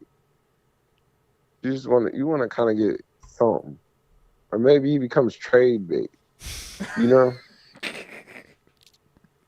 Well, he's unrestricted. Oh, yeah, because we signed him back on the 1 year this offseason. So, yeah, he out, though. But maybe he come back, though. I don't think he would come. Then again, I said last year I didn't think he was going to come back either. I think you just got to put it out there. Like, I really do. I just think you just got to put it out there. Like, there's just no other way. Like, I just think you got to put it out there. He getting opportunities, what you say.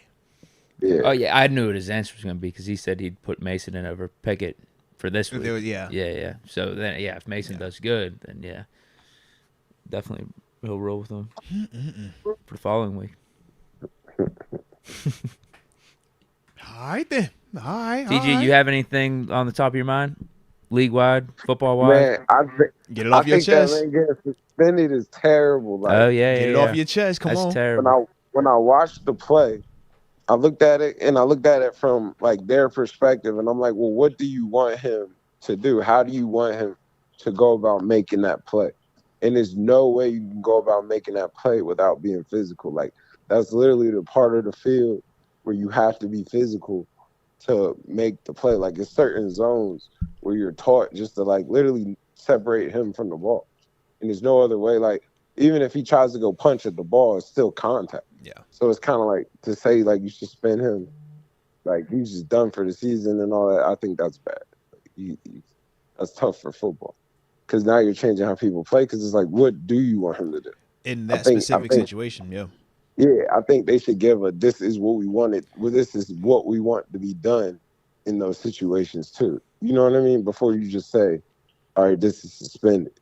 Like, you got to say kind of like, yo, this is why, this is what we want to see done. Like, this is how to make that play moving forward. You feel me?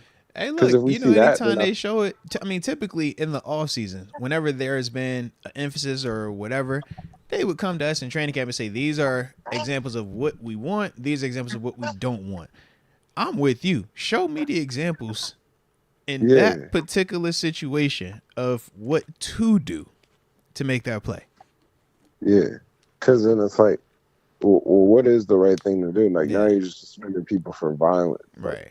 You can't do that. The sport is violence. Say you suspended us for violence, bro. You got to chill. You can't just kick people out because it's violent, bro. Like, the sport's built on violence, like a UFC or a wrestling. Yeah. You know, it's a violent sport. Like, violent things are gonna happen. I think that I just don't like that's tough to me. Yeah, penalizing the defender for doing everything right. Yeah. I know the optics were bad, but I mean, blame the quarterback for the bad throw. Blame the quarterback for putting his receiver in that spot. And I mean, I felt that whole everything, but it looked violent. It really wasn't. That was a good hit. It wasn't dirty. It was just violent. It was zero dirt about it. By the book, it's like, yo, you did check off. Boom, boom, boom. You was good. Except it just looked. Violent. It looked like you know that. It's like It just looked violent. You can't have They don't want that no more. If that lady over there say what they doing over there? That's legal. Nope, can't happen. And they gotta tell what do you want. Yep. You gotta tell exactly what you want there, because that was a good hit. That's what you want. That's what football's built on. Yeah. We used to applaud that, you know. Shoot. Technically, I mean, from a just coaching the play standpoint, it's like, bro, my man was in his pedal perfectly, broke, didn't false step, came right down the hill. I'm like, bro, that coaching tape, man. That was coaching tape. Lowered the target and everything. That's how you make the play. No. Jeez, man. Dude, I feel like it was nope, I don't want to do that. Nah, I'm gonna leave that one alone. I thought about it. I'm gonna leave it alone. All right. You got on your end, Deke. You got anything on your end, baby? I think I'm good. Right, I'm gonna stay away. We ain't being messy today, man. We all good over here, man. All right. Yeah. That's what I was like. I ain't about to do that. I was like, yep. We're just gonna stay away from that. We not being messy. Yep. Yeah. It'll be a good game. You sick, bro. It'll be a good game. No, it won't. Good game. No, it wouldn't. We win it by 100. I don't care what you say. It'll be a good game. A lot of quarterback, a lot of strategic. Because I was thinking about it like, does it go up to the coaches? I'm at your neck. We at you, bro. Come on, man. Yeah, I'm like, Coach T. Brian Flores. Hey, man, it's a enemy out here in these streets, bro. Come on, bro. Enemy, some talent. They say, I swear, leave it. I was like, yeah, man. So, all right. Well, you like our team is what it sounds like. I think it'll be a good game. I think it's more corners than you think. Like, because you got dudes like Gonzalez from No, he's a minority. Yeah. Minorities roll with us, bro. No, honestly, I think that'd be that's a minority. No, a minority is a minority. I think that brings a lot of conflict that you don't see. Nope. The same way they said minorities, we go about a book. Minorities, baby. I think that would be like Embiid. Nah. Deke can play in America or play for France. Like, Hey. you know? Yeah. Dealer's choice. Right. Yeah. That's what we were talking about. Mahomes. Because we said Mahomes. Mahomes. What is your daddy? We go off of And your I daddy. get it. Is your And I daddy? get it. Like, What's I your think daddy? Mahomes will be similar situation. What's your Like, daddy? We going off of your daddy the same way the government says. All right, what your daddy is, what you is. With your daddy, check that box. That's your team, okay? And if it's a other box, this is your team, all right? I think it'll be some good games, you know? If the minorities get to decide, I think it's a great game. If all minorities got to rock with the black side, I think it's going to get gory, bro. It could get weird. I think it can get gory, man. Because if you went Christian Gonzalez, you think that was your first name that you pulled up, right? That was your guy. Yeah. That's a rookie. Think about it. That's the dude. Yeah. And I mean, you know, it's tons on how you thinking about. Right. You got both of them boys on the Bills, or you got some guys. Like. Time out. What do you mean, both the boys for the Bills, bro? Don't you? I think it's a lot. Like, it's a lot. It'll be a real good game. They with us, you know that, though. They I don't know. I want this. Yeah. They with us, bro. They with us. Jordan and Micah, they for a fact with us, bro. Okay. Yeah. Okay. That's what I'm saying. I'm trying. You got to start looking into two-way players. Taysom Hill. You need a two-way player. They said McCaffrey, two-way player. You know what I mean? That's what you need. Two-way. Yeah, get you a two-way player, bro. The offense is elite. Elite.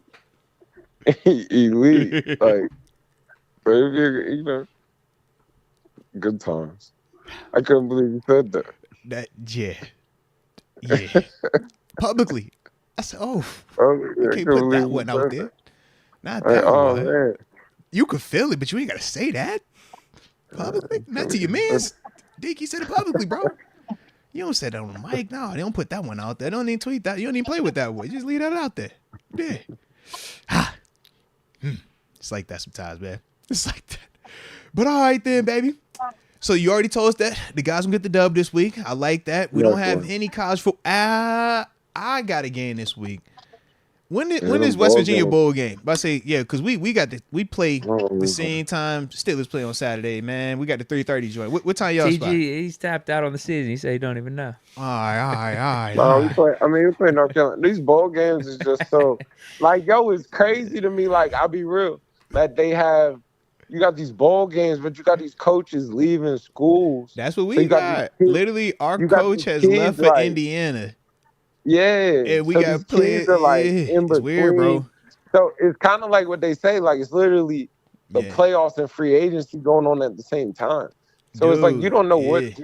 You don't know what team you're gonna Slovis left before our bowl game last year, bro. Like, I don't know what version of JMU is gonna show up. I'm like, we don't got the same coach, the player. Like, certain dudes that already said they transferring. So we like, if you transfer, are you gonna play still, or are you leaving? Yeah.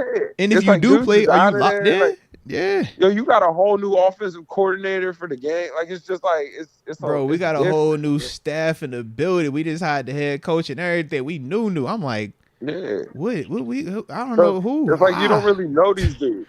That's my thing. I'm like, you don't really know these dudes. I'm anticipating a weird game. It's just like it's gonna be probably weird. Yeah. You getting the figure. So that's the only thing where I'm like, I'm kind of just. It's really. I see exactly what you mean with that. Yeah. I see what you mean. It's like, you don't know who's what. Like what? Like, I've never seen this team play before. Right. And usually a coach change after like something bad, so the season's over, fired. Yeah. We like, you might have had a good year. We was dope. Ours is gone. We like, hold on, bro. This is weird. Yeah. Who's the leader for this final game? Because this is technically his team. This Florida State, Georgia. Yeah. I'm like, well, what team's playing? Like, is this Georgia? Yeah. What Florida State is that? Yeah. You know, everybody's opting out. Like, to where it's like, well, what's the? You know. Yeah. It's like, what is the game? That's all I'm saying. Yeah. I'm seeing some good things for the Pitt transfer portal right now. Man, I'm not gonna lie. I like what Chip Kelly said, like, about that conference. Like, that's really what they should do. What? Like, they should break it into like conferences and like section it off. You know, like an East-West, like a field of 64, kind of like the league, like AFC, NFC type concept. Yeah, like, and just break it off like that, and then you find your ways from there. So now you really gotta work on your strength of schedule to even like be in that convo. No but more. you might go play like the South, or you might go play like all the North West. teams, Like you play different sets of teams, like AFC, like how AFC North playing, AFC North and then versus we NFC maybe get East. into a playoff or something. I wouldn't be opposed, especially with the playoff expanding stuff. It'll be fun. Yeah. I just think they got to do something though, because I do feel like that conference realignment stuff is crazy. Yeah, it's getting stupid with Big Ten getting Washington and USC. We all over the place, bro. Yeah. But I mean, like it's football. Like it's for football, but it kills every other sport. That's also the truth. Yeah, we love it for football. Everything else, it's strictly for football. You said, bro, like, you traveling all across the country for a lacrosse game. You like, bro, what is this, man? Yep. Then it changes your recruiting and stuff too. Like you got to get kids that like fit. Like, all right, we gonna, kind of go play kids from over there. Like you can he handle them type of dudes over there? These type of kids need to beat them type of dudes. Yeah. Like I would never forget, Cal used to get a lot of West Coast kids because they'd be like, I wanted to go to USC and USC didn't recruit. So or like not Cal, I'm sorry, like Colorado. Yeah, I know you're talking about. Like Colorado's your AZs, yeah.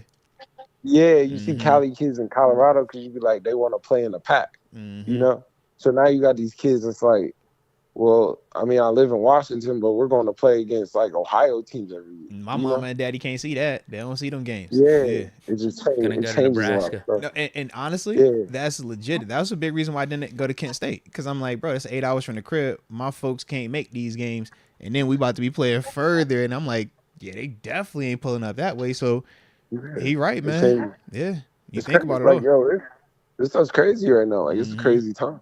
Like recruiting plus with that money part. Yeah. You get a kid for like I seen the number one kid in the nation as a quarterback. He just committed to Nebraska. But then I seen that boy from Ohio State. He decommitted. Did he decommit? Yeah, did he decommit from there? No. He because that was the McCoy kid that was supposed to go to I said he decommitted. I thought he was about to go to Pitt because of Deke. Pitt was in the mix. Right, but then he just committed. Yeah. He decommitted from Nebraska after the top recruit just said he was going. That's what it was. Okay, the number one recruit just committed to Nebraska. I'm talking about that boy from Ohio State. He was going to Nebraska. Well, and you just said he decommitted though. Did he decommit or is he still there? I don't think I've seen that. I think he just committed. You're saying he decommitted from Ohio State? Is that what you mean? The number one recruit in the country just decommitted and committed to Nebraska. Oh yeah. He was going somewhere else. Yeah. But it's like he'll be there for a year. He's back in the portal next year. Yeah, if he wants. He'll for sure. Like it's just how it goes. They were talking. I forget who I listened to. It was on some show on ESPN. There was a guy that was talking about some regulation is going to be happening. I think within the next year or two. In terms of realignments or what? I think it's the NIL stuff. Oh, okay. They got to just control everything. And the transfer portal. I think dudes should make money. Like I'm all about that. But they just got to control it a little bit, like just who sends the money, and they just like when you can start to take the money and just making sure dudes get the money. That boy Marvin Harrison Jr. could get 30. Yeah, it's like he might as well stay in school. Let's say 30 in college. He talking about playing in the bowl game. He sound like he might come back. Say what? Yeah, you ain't tripping. You getting 30 in college? That's a whole. Like I said, that's a whole different ball game now, man. Yeah. No, this is the league. All right, with less pressure. With a lot less pressure, if we being real. But because I'm like, now I'm sure you're gonna play the game of which one can you make more money in, but it's like you can hit both. There ain't nothing saying that you can't double dip. We just say you ain't gotta leave early. You can get your 30 within them. You don't have to be in that hurry. You could do it in 4. You ain't gotta do it in 3. You can walk into the league with 30 already in your pocket. And you keep living that life you live. Man, that's different. That could create some monsters out here, Bray. That creates some monsters, man. Oh yeah, because you're definitely going to be going into the league a little bit more entitled. Yes, that can definitely create some monsters, bro. It's just a different game. Like it's a different time. Like I'll be real. Like nobody would have even said that I wasn't trying to get hurt comment before. Like I low key felt that when I saw it. Yeah. Like, what You do you wouldn't even have said mean? that out I've loud. never. Like, You can't say that. yeah, like, You know you can't say that one. Not that one. Not like it's that just one. it's a Yeah. different time. Like, it's a different person on it. You know, like, Yeah. it's just different. You got to it's adjusting to the time. Yeah. The game, the kid, the person's different, and it starts from like high school to college where that portal opens thing. And you know, they might not have been portal guys, but it's just Just I'll thought get out of process. here. I know I gotta leave. Yeah, I know I have an out. If it doesn't go the my way, popcorn. I can get away. Yeah, you want it now. It's no process in a sense. Yeah. You know. Dang. All right.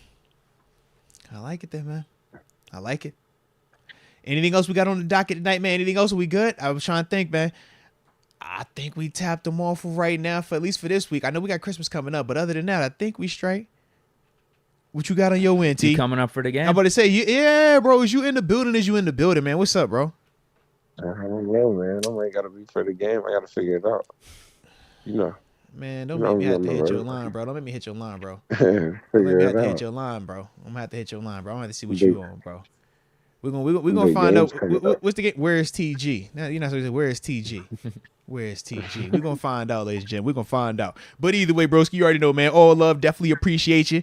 And we will do this again, man. Next week after hopefully a victory and a lot less of this negativity surrounding us right now. After a must win, man. Come on, man. We need one of them things, man. We need one, baby. Need one. But my dog, all right?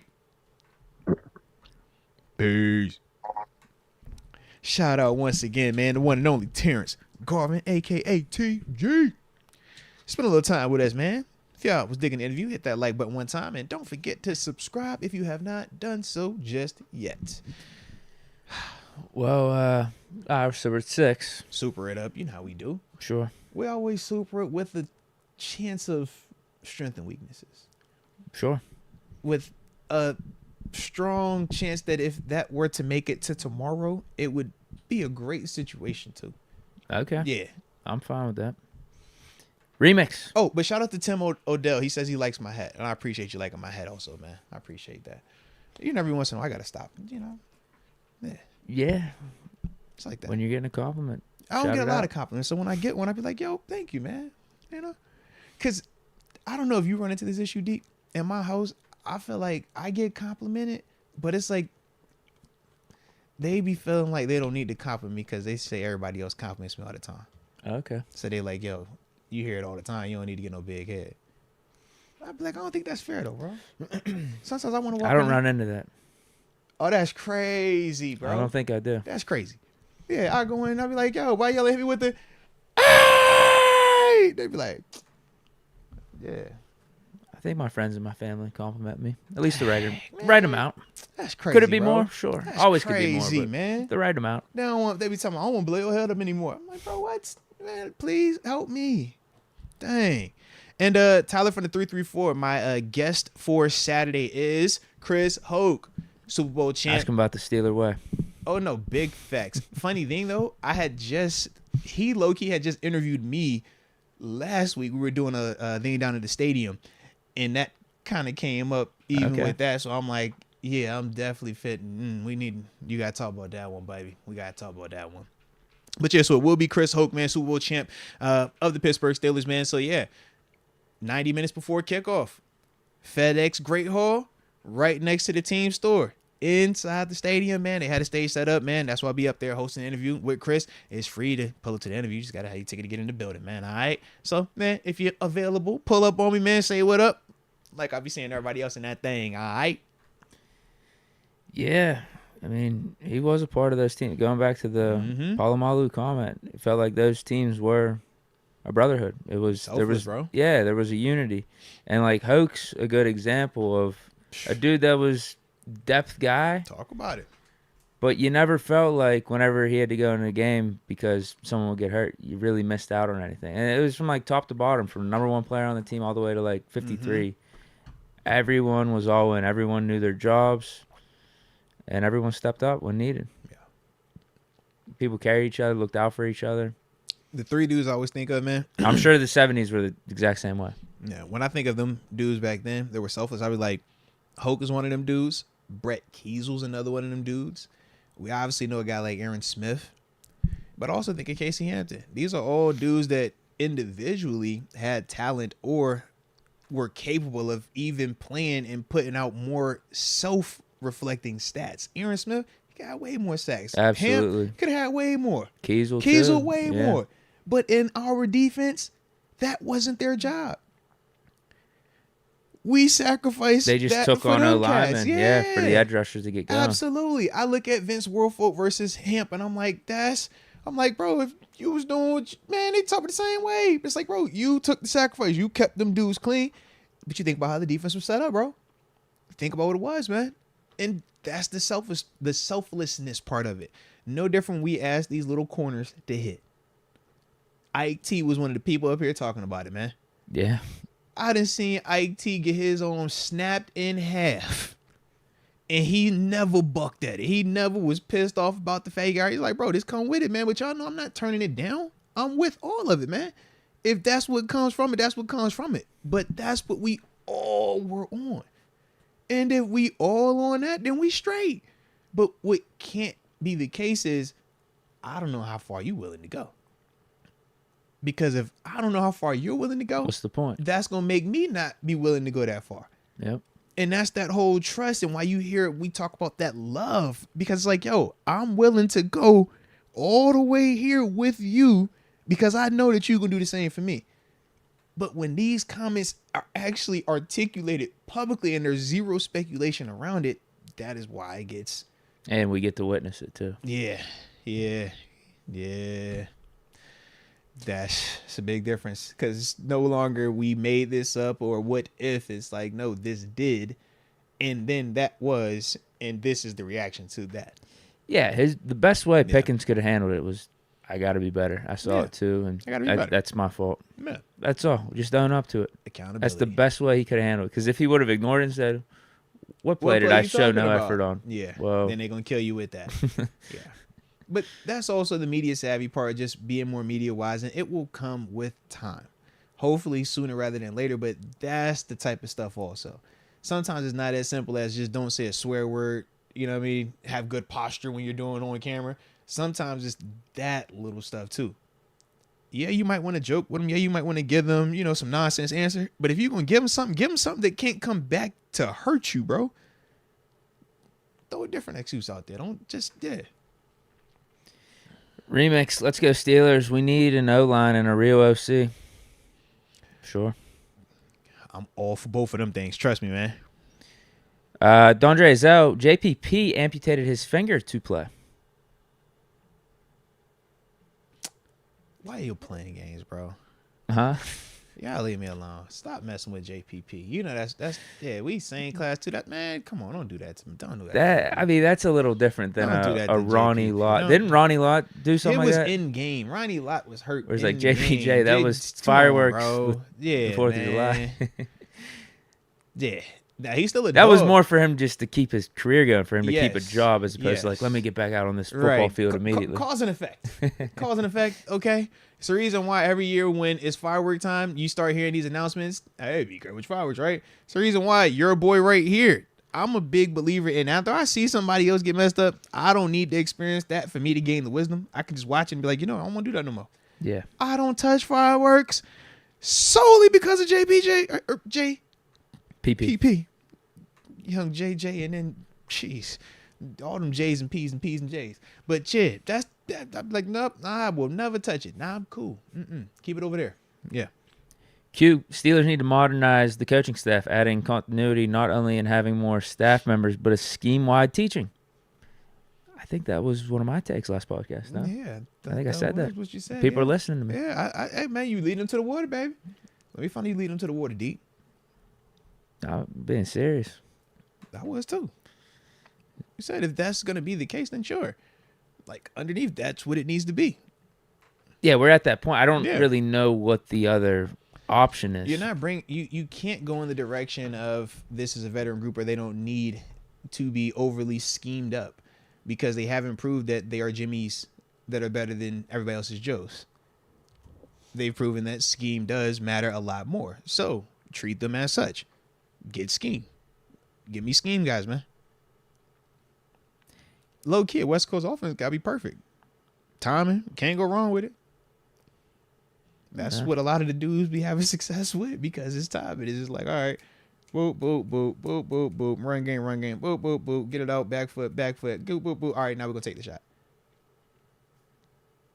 Yeah. Yeah, if we're gonna go more old Steeler mentality with it, Whipple would be the guy for me. That would be it. But I would prefer the whole top-down approach. Give me a Shanahan guru. Get some of his guys in here that can teach the whole system. On it, spend something on it, man. Go Yeah. give me one. Clint Kubiak. Yeah. That's the guy people are bringing up. And pedigree, too. NFL pedigree. Kubiak, last name. So Tomlin should like that. You know that's bloodline, man. That's real life bloodline right there, baby. Yeah. Young Shad 101 gifted 10 Moats as memberships. Young Shad in the building. Salute you, baby. We appreciate you paying it forward, being an absolute rock star at life. Jim Pekarski, Christopher Sexton, Mikey, Zorro Airbrush 2003, Brian Lee, Corey Hewins, Snowscope 23, Marshawn Fronta, and TV. Welcome to the upper room. Yes, indeed. Yes, indeed. We got Remix, and on a side note, Syracuse got the transfer from Ohio State. Okay, that's McCord. Did he? Yes, he went to Syracuse. That's what it was. He did. Why was he talking about Nebraska? I don't know. Yeah, he definitely. I was like, yo, I would have known Nebraska's not Nebraska. You know what? Now that he said that, it's Syracuse. I do remember him going to Syracuse because I thought in the back of my mind, like, if he's going to Syracuse, we legitimately could have got him at Pitt. I'm with you. Because Syracuse ain't as good of a program as Pitt.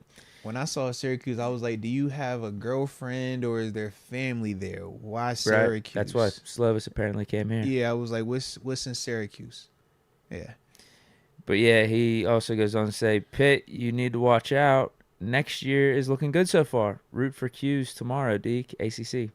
No, I don't do that. I'm not one of those guys. He said ACC. Root if Alabama's out of the playoff. If you're an Alabama fan, you're out of the playoff. Like, I'm going to root for Georgia because the SEC.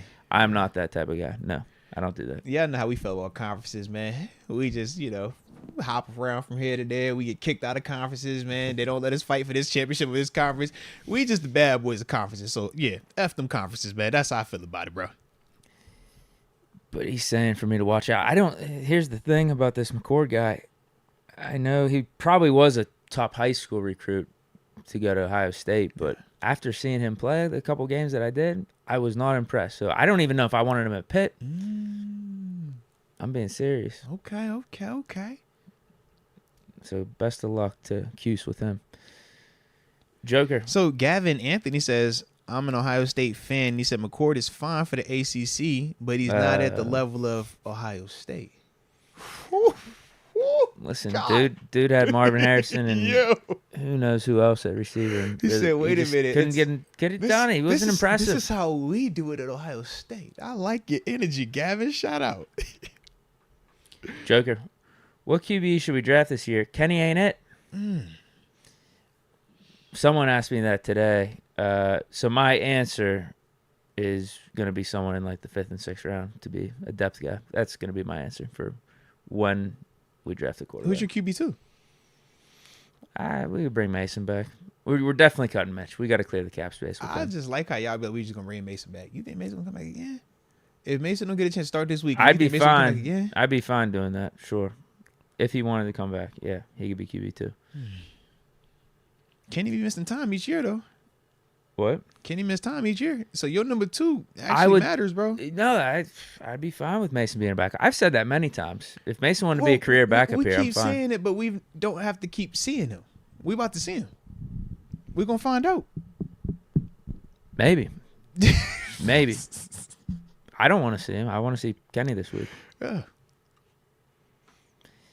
What's your answer? It's too early for me, man. I ain't on my draft yet, bro. It's a cop-out. I'm not on my draft yet, bro. You know that, man. Look, because unfortunately, this is the difference. If I say some people and I start talking about these names, they gonna be looking at me like, hey, man, you really like that dude? You really think he like that? Hey, man, you said it the other day, man. I heard you say it. And I'm like, bro, I just mentioned him, bro. I ain't. All right, how about this one? Where are you at in terms of for percentage Drafting a quarterback, first round. First round? First round. Where are we even sitting at pick-wise right now? Mid. The usual. 15 or so. I don't know. 17, 18, 15. First round? I would say 40%, but the right person would have to fall because where we're picking at. I'm not getting what I want. So I know if one of them dropped, then cool. But more than likely, I'm not going to have the value that I want there. I'm thinking more second round. So, okay. First 2 rounds, though, you're high percentage then. I am, yeah. But to me, definitely more second round than first round. I feel like... You don't want to build up the team. Well, I said second round. The first round pick is the big pick. The second pick, I need something that I can at least feel is going to push it. Think Kyle Trask getting drafted in Tampa while Brady was there. We knew Kyle won't go be over Brady, but it was like, yo, if Brady goes down, maybe this is interesting enough. Maybe because we saw him have success at Florida. So to my mind, I'm like, I want something. When we drafted Mason Rudolph, before we knew anything about Mason NFL-wise, we felt good because we said Mason has a big arm and he threw for a lot of yards in college. I just want that feeling. I just wanted to be like, yo, it's a fresh, not it's been sitting on the shelf. You're done with Mason? I'm just only. So you're all right. You're bringing in Tyrod and maybe drafting a guy then. Because to me, this is the difference. I've already seen Mason multiple times in a situation similar to this when he had better variables at play for him, and it did not equate to the results that I was looking for. I know what he's about to walk out here into. No OC or new situation OC, pissed off young receiver who's getting some type of whatever's going on internally with the team. O-line all over the place right now versus a Bengals team that's feeling pretty good, pretty hot, and trying to come out here and, stomp our head in.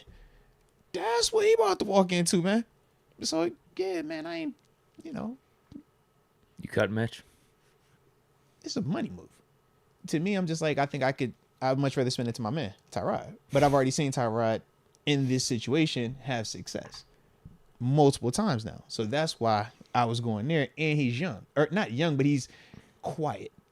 Quiet, not a loud backup. I don't need a loud backup. I need something quiet, mature as heck, can teach everything he needs him to know, or at least everything that he can give him while he's at this stage. Because I'm like, Tyrod at this stage for Kenny still helps him.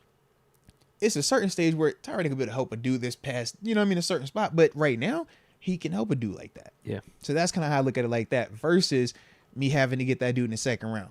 But if I don't get the Tyrod type, I'm like, yo, I'm get the second round cat. And I'm okay. So where you pick the quarterback is right. That's dependent what on what we do in free agency with the quarterbacks. Because if I got a Tyrod, I already feel like if he goes and down, I think we should have my a guy already there backup. I think like and that's my Jacoby mindset. Brissett. Right, Tyrod, Jacoby, any of them type of dude. Like I said, a Cousins is too loud. You're the starter. You're the guy. Yeah. If I take it in the first round, I still feel like this the guy. Second round, he's available to push you. If I say it's open competition, it actually means something to you now. Whereas, but you wouldn't do that if you brought in Tyrod. Correct, you'd be willing to go later. That's your leader. Mentor him, get my guy right, man. I'm bringing you in as my last chance to help this young guy develop. Because I've seen you walk into similar situations in Buffalo, in Cleveland, and in the way they were San Diego at the time before they moved to LA, right? Or no, that might have been the first year in LA. Yeah. But I've seen you in 3 different scenarios where you've had to come in and, number 1, lead a franchise out the gutter to the postseason, Buffalo. Number 2, you went into a Cleveland situation where it was also bad, but then you had to help out with a young Baker and it worked out for him. All right. And then we saw you obviously go out there with LA. And in them 2 situations, your backup got hot once you got hurt. But I'm sure you being around helped them out. And in both instances, he never publicly voiced any type of discontent, any type of negative energy towards either one of them quarterbacks, Baker or Herbert. And we both knew the Herbert situation was janky as heck because of how he got. The doctor almost killed my man. Think about that, bro. But not once has he ever publicly had any type of ill will towards them cats, man. So I'm like, bro, I've seen you now in this exact thing. I need that here. Oh, I don't mind That's that how I looked one. at it, bro. I don't mind that Yeah. little, I guess you could say, approach that you got there. I don't mind that. Because It's I not feel a like bad it's the direction. best of both worlds to me, man. I'm still going to get what I want in terms of I'm getting competition for Kenny, but at the same time, I'm not completely headshotting Kenny. I'm saying, bro, this is the candidate thing. Okay, we'll throw it a wash. Cool. The new dude is here now. All right, cool. Ain't nothing else, though. Ain't no other excuse. I don't care. Don't tell me nothing else. It's either results or you know what time we on, man. And that's kind of how I look at it. But I feel like if I go spend 30 on a quarterback, man, it ain't no debate no more. No. And I feel like I never get the chance to fully know if Kenny could have done it or not. And for me personally, I don't want to be like that. You're still open. But you already know how I've been about it. It's like I've moved off of, I don't want to bring anybody in here to, you've heard what I said. I either want a nice vet that I feel like can come in here and push him, and if Kenny goes down or can't do it, this dude can still keep my team afloat, or give me something in that second round, man. That doesn't sound like a Kenny hater to me. Well, I've been called a Kenny hater and a Kenny lover all like this year. I was a Canada, I think I was a Canada lover more than I've been a Canada hater. Oh yeah, definitely. I've gotten that though too. Yeah. I've gotten that though too. But Yeah, I'm always they always say I'm Coach T biased though, which I'm cool with that. That's fine. But they always hit me with that one. They be like, "Yo, you don't never get on Coach T." I be like, "All right, if you say so, man." yeah, I became a Canada apologist for sure end of last year, and by being cool with bringing him back. Yeah. But then I fired him pretty quickly this season. You did though. I fired him pretty quickly. But then after the bye, our offense did look better. I thought a lot of our miscues were due to players as opposed to Canada. But then we just hit the reverse on that Browns game as an offense and looked terrible. And I was like, "Yep, it's time." Yeah. And Tomlin listened.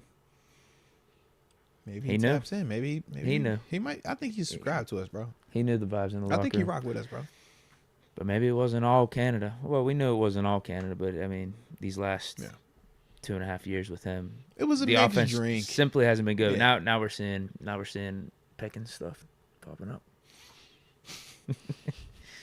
If it's not this, it's that. Young Shad 101. Sup, fellas? I'm going to make a petition to keep Mike Tomlin.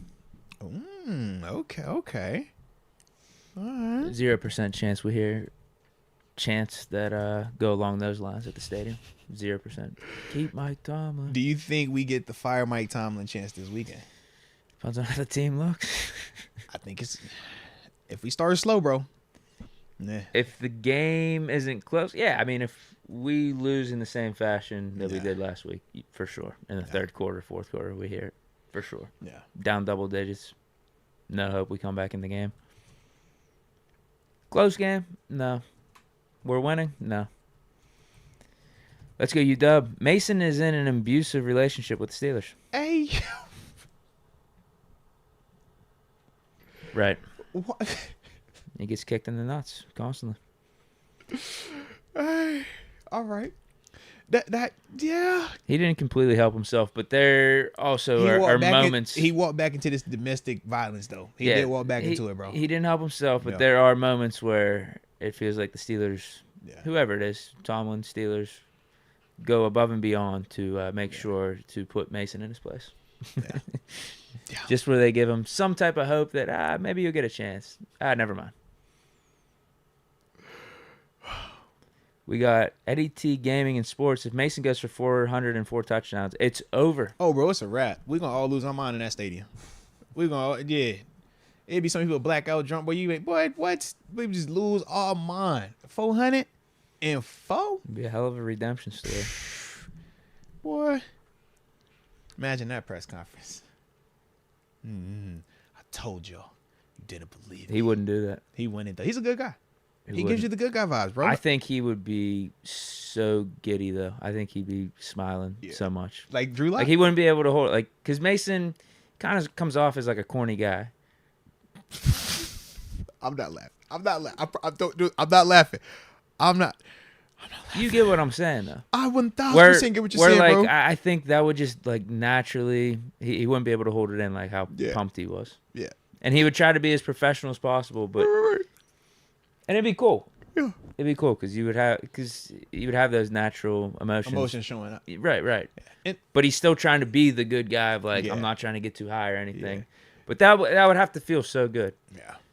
The place going crazy. 'Cause that's You why get this redemption When I element looked at to the it. Drew Lock thing, my man was almost in tears talking about it while he's trying to like not be overly excited when he finally had this moment of, bro, it's been 2 years since you started and actually like won a game, played well. And the lady asked me, he's like, yeah, man, like I feel all that. So I'm like, for Mace, I'm like, bro, you right. You know how good that would probably feel for that man? Yeah, like you're not gonna get the Jake Browning soundbite Yeah. from Mason, but you're gonna I think just see some emotions leak out if that happens. I think we're getting a little too far ahead of I was ourselves about right to now. say, yeah. Don't rush it now. Don't rush it. We over to the. I'm envisioning it right now. We Like, to the post game press conference. It's like, bro, shy. as he just brought up 404 touchdowns. Like I'm envisioning the whole scenario play out, but we still have reality coming to us on Saturday, and hopefully that does happen. I truly do, but that's gonna be a lot. Official momentum. Moats, Deke, and chat and fam. How are you? Last home game of the year. Beat the Bengals. Ambition Live. Rivers Casino this Friday, 8 p.m. Mr. Jack Myers. You heard him. You heard him. And And shout out to official momentum as well, baby. Always good to he have you also in the says building. tell TG to come through. Well, we've told him multiple times too, man. But I'll definitely tell him again. It's on record. Heck yeah. Keybler Keys, trade Tomlin, and GP and Najee. Draft What we get? JD. Who's JD? Jaden Daniels. Daniels. Yeah. O-line, a CB, inside linebacker, safety, and receiver. Okay. I'm definitely down for trading Najee. GP, I'm very open to it. Yeah. Tomlin, no, we'll keep Tomlin. No, I'm good. Because here's the I mean, unless it's a King's ransom where you're getting, I mean, every team's all first round picks for the next 10 years or something. I mean, I guess there would be a number or would be a package. Everybody has a number. Yeah, everybody has a number. I'm not looking to trade Tomlin though. No. Everybody has a number. And then I'm taking Jaden Daniels out of your draft package. So, in terms of, I mean, just in general, I'm never on trade a coach. It don't matter what coach. I'm just not on that. I'm cool. Yeah. In terms of the GP and Najee, sure, but at the same time, what exactly is the haul that's coming back? You don't want Najee Harris here because we don't. I just don't think he wants to be here at this point. But not even on a negative thing, right? As a whole, Steel Nation does not want Najee over 30 because 30 is more explosive, correct? Yeah. We watch that. We all see that. The other teams ain't doing that too. So my thing is like, what's the haul for Najee? Well, hopefully some GMs are asleep at the wheel and we'll just look at his Pro Football Reference and see, oh, that was his most efficient season and he almost has 1,000 yards. Because I was like, with We could take GP, we talked about him in the timetable of when Claypool got moved, and we're like, all right, does Chicago maybe make the move again? I think we can get a 4th or 5th for Najee. But yeah, the Pickens thing though. Yeah. Just based off straight talent and even more with Pickens, like, what have you done for me lately? Because Claypool was starting to take a little decline in his production for the year that we traded him. Like, Pickens will have, 1,000 yards. I don't know how many touchdowns, but he should at least. Okay. That should be worth the first. But then, yeah, if it's clear that we're trying to trade him, because that's the thing about Claypool. Mm-hmm. No one knew that we were trading him like that. Right. And it wasn't as... If everyone knows we're trying to trade GP, that because it hurts keeps his getting value. high. Yeah. And it's obvious why we're trading GP. That's my part. I'm like, we know exactly what it would be for. So another team has to be willing to say, we got the guys here that can fix that, or you're going to have to take some of the asking price off because we know what we're potentially bringing in here as a risk. And then with Coach T, I mean, shoot. If he's that bad, why is he going to get such a great haul?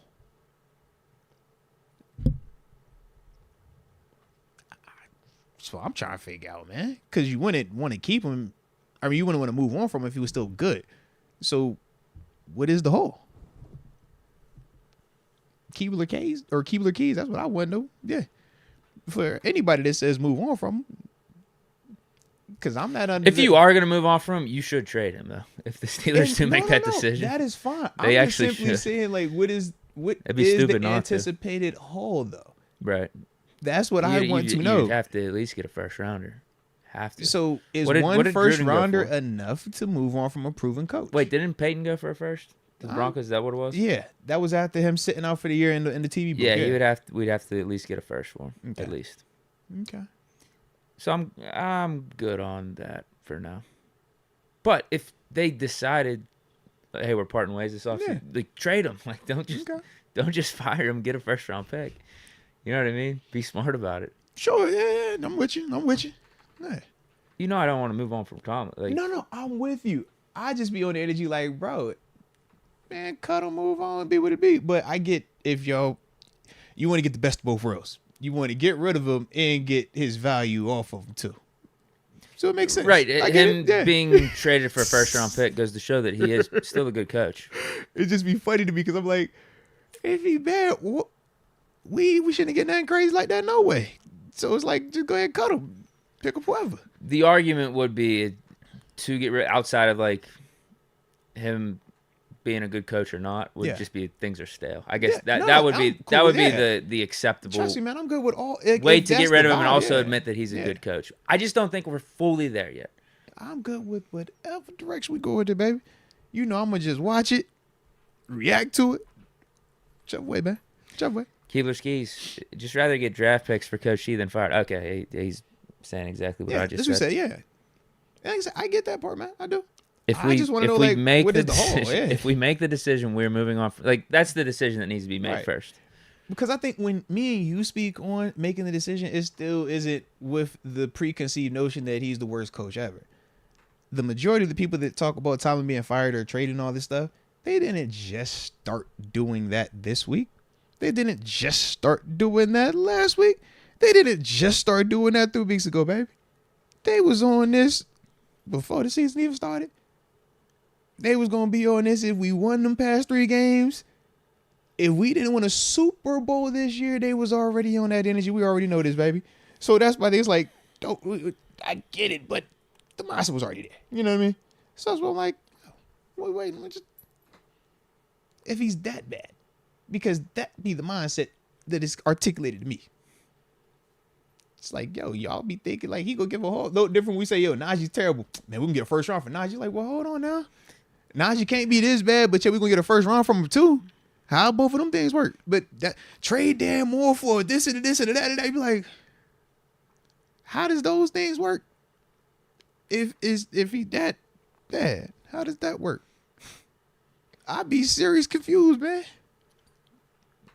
Yeah, Najee, I think we're lucky to get a 4th. I'd be seriously, bro. Just like, huh? I don't know. AJ Martinez, we're at 6:33. All right. We got a couple more super. We got be that. AJ Martinez says, "Yo, Deke, the ladies are talking about the Digglers, Deke. Damn, Deke.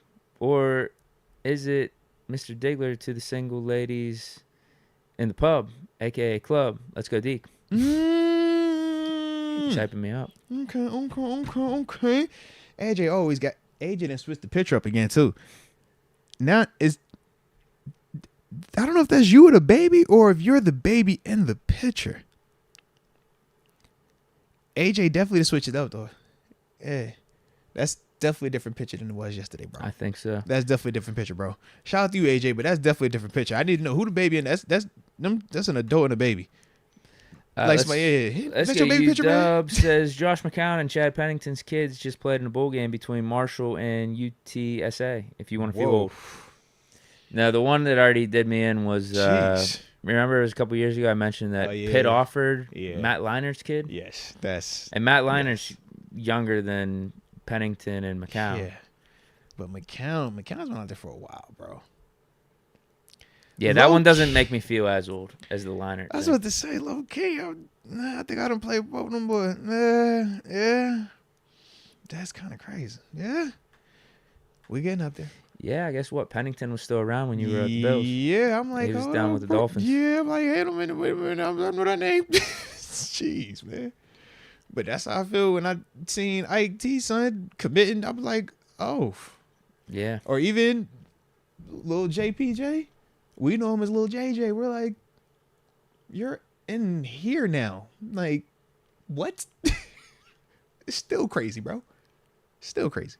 AJ Martinez gifted 5 most memberships to Cheyenne Law, Tim O'Dell, Keebler's Keys, Joker, and David Spencer. Shout out to AJ Martinez and those individuals. Welcome to the upper room. Yes, indeed. Yes, indeed. Kel Turner, Deke, Kenny versus Ben in a slap box. Who you betting on? I got my money on sale. No offense to you, Kenny. 7's got a lot of size. What's this? They're just fighting. Yeah. I'm like 7. I think 7 with that. I know 7 with that. Are they saying now? Oh, you trying to get retired one versus coming off the injury one? That low key. All right, even it out then. No, yeah, I mean 7. He's probably got that old man strength even. And he got that crazy. That strength too, right? We didn't see 7 with a broke face. Yeah, I'm going 7. Yeah. I'm going 7. He don't make no business decisions. He out there dead. He with it. He with the smoke. All right, we got Lou Boy, 5 years in college and 2 years pro hasn't helped. Kenny, I promise Tyrod can't. Hey, man, you could very well be right, and that's also the case. But the problem is when they invest a first-round pick, you have to do these things. When they invest a first-round pick, that's literally them getting out on one knee with the engagement ring saying, will you marry me? And they went and had the big boy ceremony, and they married now. So you can't get that divorce just yet. You got to wait a little bit. So, yeah, Tyrod hopefully can help him or somebody. Yeah, we're going to need something, though, because they married right now. We don't want to split just yet. We trying to do it for the kids right now. We stand together for the kids right now. I like to think he could help himself. He just needs to get out on the field for these last 3 weeks. Yeah. Well, sometimes because the wife or husband travels so much, it's not that they're a bad person. They just not there. You feel me? It matters. We lonely right now. We done called up Mitch. Mitch, you was supposed to pull up for the Netflix and chill. He ain't got the Netflix password. He was trying to share yours. Now we done called up Mason. Last time we hit Mason brought the cold pizza. We like, Mason, we want good pizza. We some good food, man. Take me out. So we trying to see what's up. But we waiting on your boy Kenny, man. All right. I know. Kenny done took us to Benihana before, you know what I'm saying? Kenny be like, Kenny be taking us around the city, bro. He's got to be healthy. We're trying to find some things out about him, you know? Yeah, man. Needs to be out there for that. Chris Mack, Mason has been through hell since being drafted, and Big he facts. still carried himself like a Steeler is supposed to. I would agree. Hope all this hate works in his favor. I definitely would agree, man. I definitely would agree. You talk about a dude that we don't applaud it because this is being a professional, but this is what a professional is. When it's going in your favor, your preparation is still the same. Your mentality is still the same. When it's not going in your favor, your preparation is still the same. Your mentality is still the same. When it comes back to going in your favor, your preparation is the same. Your mentality is the same. It does not shift, man. That's what a true professional is, man. That's the whole steal away element of it, right? My favorite was when Coach Tomlin said, man, it's be a McDonald's number 1. I'm like, Coach, what's that? The Big Mac. It don't matter where you're at. It don't matter what country you're in. The McDonald's number 1 is always the Big Mac.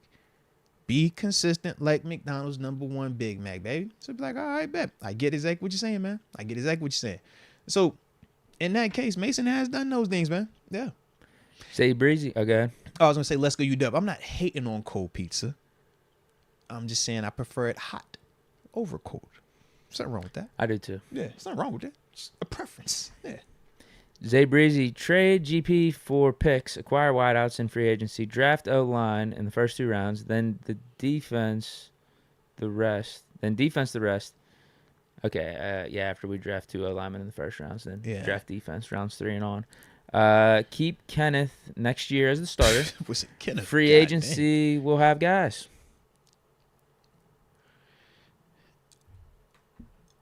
In a vacuum, yes.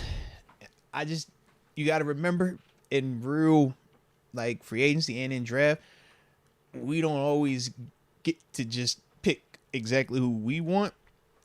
Sometimes with the draft, we know it's how it falls to us, and we know in free agency, it's if this guy wants your money more than he want his money. Because sometimes it could take less to just, yeah. So that's the only thing. But on paper, I do like what you're saying, yes. But technically, I mean, you can make a case we tried to do that this year. It just hasn't really played out the exact way. I mean, we paid for a new offensive lineman. We drafted one. We brought in DBs and all this other stuff. And it's like, all right, we revamped the inside linebacker position too. But it doesn't always, number one, produce up to the money that is compensated. We see some of that with the O-line. The other part is health. We're seeing that with the defense as well, man. But in terms of your thought process, though, bro, you definitely fire, bro. AJ Martinez, Steeler Nation, we have Los Dos Cochinos, Deke Diggler, and the Filthy 55, LOL. You guys in the chat are making me and Lexi laugh our asses off. Thank you all. Shout out to AJ getting some quality time, man. I'm glad you're over there enjoying yourself today, man. All right? Enjoy yourself. Chris Mack, can we enjoy both 30 and 22? Do we not remember the days of Fitzgerald Toussaint and Jordan Todman? Last time we barely a duo like this good was Bell and Blunt. No, Bell and D'Angelo Williams, man. But also, if you're going to talk about Fitz and Todman, they were also on the same time. The same those guys were like third stringers, too. The only reason they were called up to duty was because dudes got hurt. It's not like we were relying on them as the 1-2. So I'm like, man, don't shoot them. Them dudes are special teamers. He should have brought up Redmond and Dwyer. Yeah, that's who he should have brought up. was the kickoff return man. Todman was the backup kickoff return man. They was going to cover kicks. Them boys just got out there because of injuries. No different when we look at Michael Walker and Mark Robinson right now. Yeah. Or we looking on defense and it's Killebrew and Trent Thompson and company. It's like Janice Sullivan. We're like, bro, they out there as the cause and effect part, At this man. point, I don't know who I'm taking between Dwyer, Redmond, and Najee, though, to be honest. Dang. Oh, dang. That might be a stretch, but I'm going to think on that. See, I'm OG. I just like Dwyer because of college. I was a fan of Dwyer in college. I might need to think about, like, if we had Redmond or Dwyer combined with Warren, I would maybe prefer that tandem than what we have right now. Yeah. I have to think on that. That might be a hot take. Let me think on that one a little bit more. Okay. Is the chat saying anything in response to that? I haven't seen it yet. Lou Boy says... Tim Odell says he would go with Dwyer. Beef Saucer said it's like that, Deke. Yeah. It's not good. I'm not happy with saying that because I didn't like those periods for our running back position. There's a reason we drafted Le'Veon Bell. Ring the bell. Tim Odell says Dwyer didn't cry. What? Najee cried? It depends on how you look at it. I don't think he cried. I think he just voiced when he gets. I mean, but when he gets interviewed way more than the other guy. Right. Yeah. So I don't think that's crying though. Mike T says Redmond was a beast. I wouldn't go that far, but he did have some powerful runs at times. Lou Boy says, I wonder if the Ravens laugh when we drafted Pickett and they later drafted Tyler Lindenbaum. Look at us now. I mean, right now, sure, they can feel good. If we're going to do that, though, I mean, we just hit them with our organization has had more success than your organization. Ha ha. You know how that goes, man. But they can have this time right now. We'll see if this run gets to the run that Coach T has had or the Steelers have had when they've had their guy at quarterback, right? It seems like a lot of people in the chat are with me, actually. Yeah. About the Dwyer? Seriously. Like I said, I don't remember Steeler Nation on Fire says Dwyer had better eyes than Najee. Dwyer, bro. I was like him in college. I was like my dude watching him play, man. We got him in the 6th round. Mm-hmm. He wasn't that good for us, though. Nah. Dope college player, though. Honestly, we got value out of him for being a 6th round pick. Mm-hmm. I will say that. I think one season he had like 600 or 700 yards. Bro, they do want to be on the roster if he's 6th rounder. Let's be real. What? He's not even supposed to be on your roster if he's in the 6th round. Right. So he was like an afterthought pick. Bro, that's a win. But it was a cool pick because you knew, he was a really good college player. Like, that was, I'm telling you, bro, I was you a knew fan, he'd deliver bro. some punishment. I was a fan. Facts. I remember when I first got to play him, I'm like, Mendenhall was a dope pick at the time. No joke. I remember Mendenhall too. I'm like, he ended up being all right for us. Yeah. It's unfortunate all this stuff that's taking place after. Seriously, but I'm like, bro, that's not. I know Mendenhall. Yeah. Dude, he was a beast at Illinois. If you're a Big Ten cat, you know exactly what time he on, man. Yeah. Last one. Let's go, UW. Just a reminder, we are $6 million over the cap for next season. Yeah, but it's super duper early for all that cap stuff, man. You know how that goes. We got cuts to make. Yeah. I'm about to say, man, everybody panic about that cap, and then we be like, oh, how did this happen? How'd that happen? How'd that happen? I don't believe in the cap. And it's supposed to go up. I saw it's supposed to go up. And they like say that 10, every year, 15 too. million. So, yeah, I definitely don't believe in the cap. Say Breezy. Yeah, Moats. I'm saying, we got 2 more supers. Yeah, Moats. Target receiver and free agency. Mike Evans could be in the market. Mike Williams. Who's Mike Williams?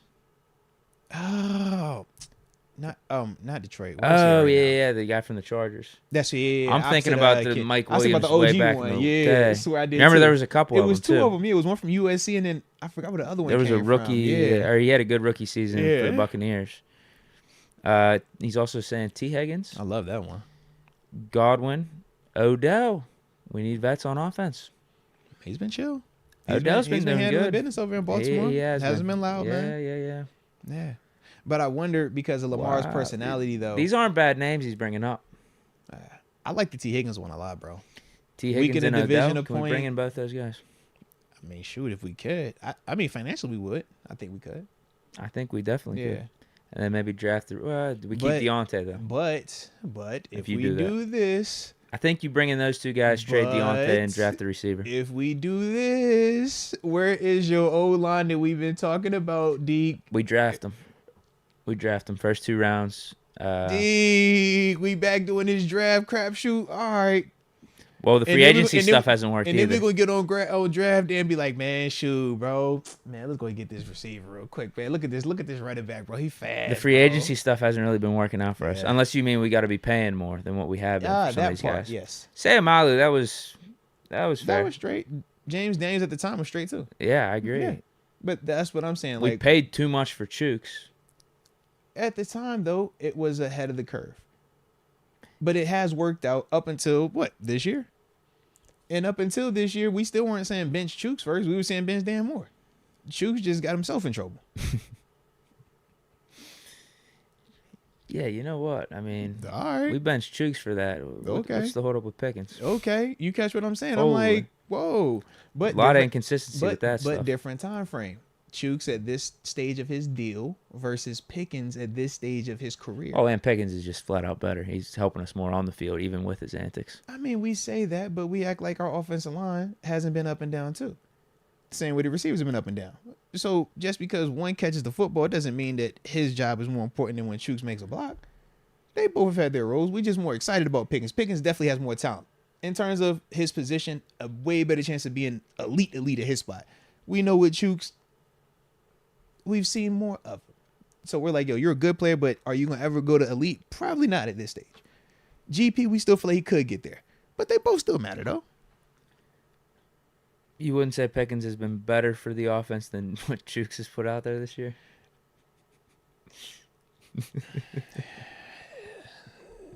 This is my only issue.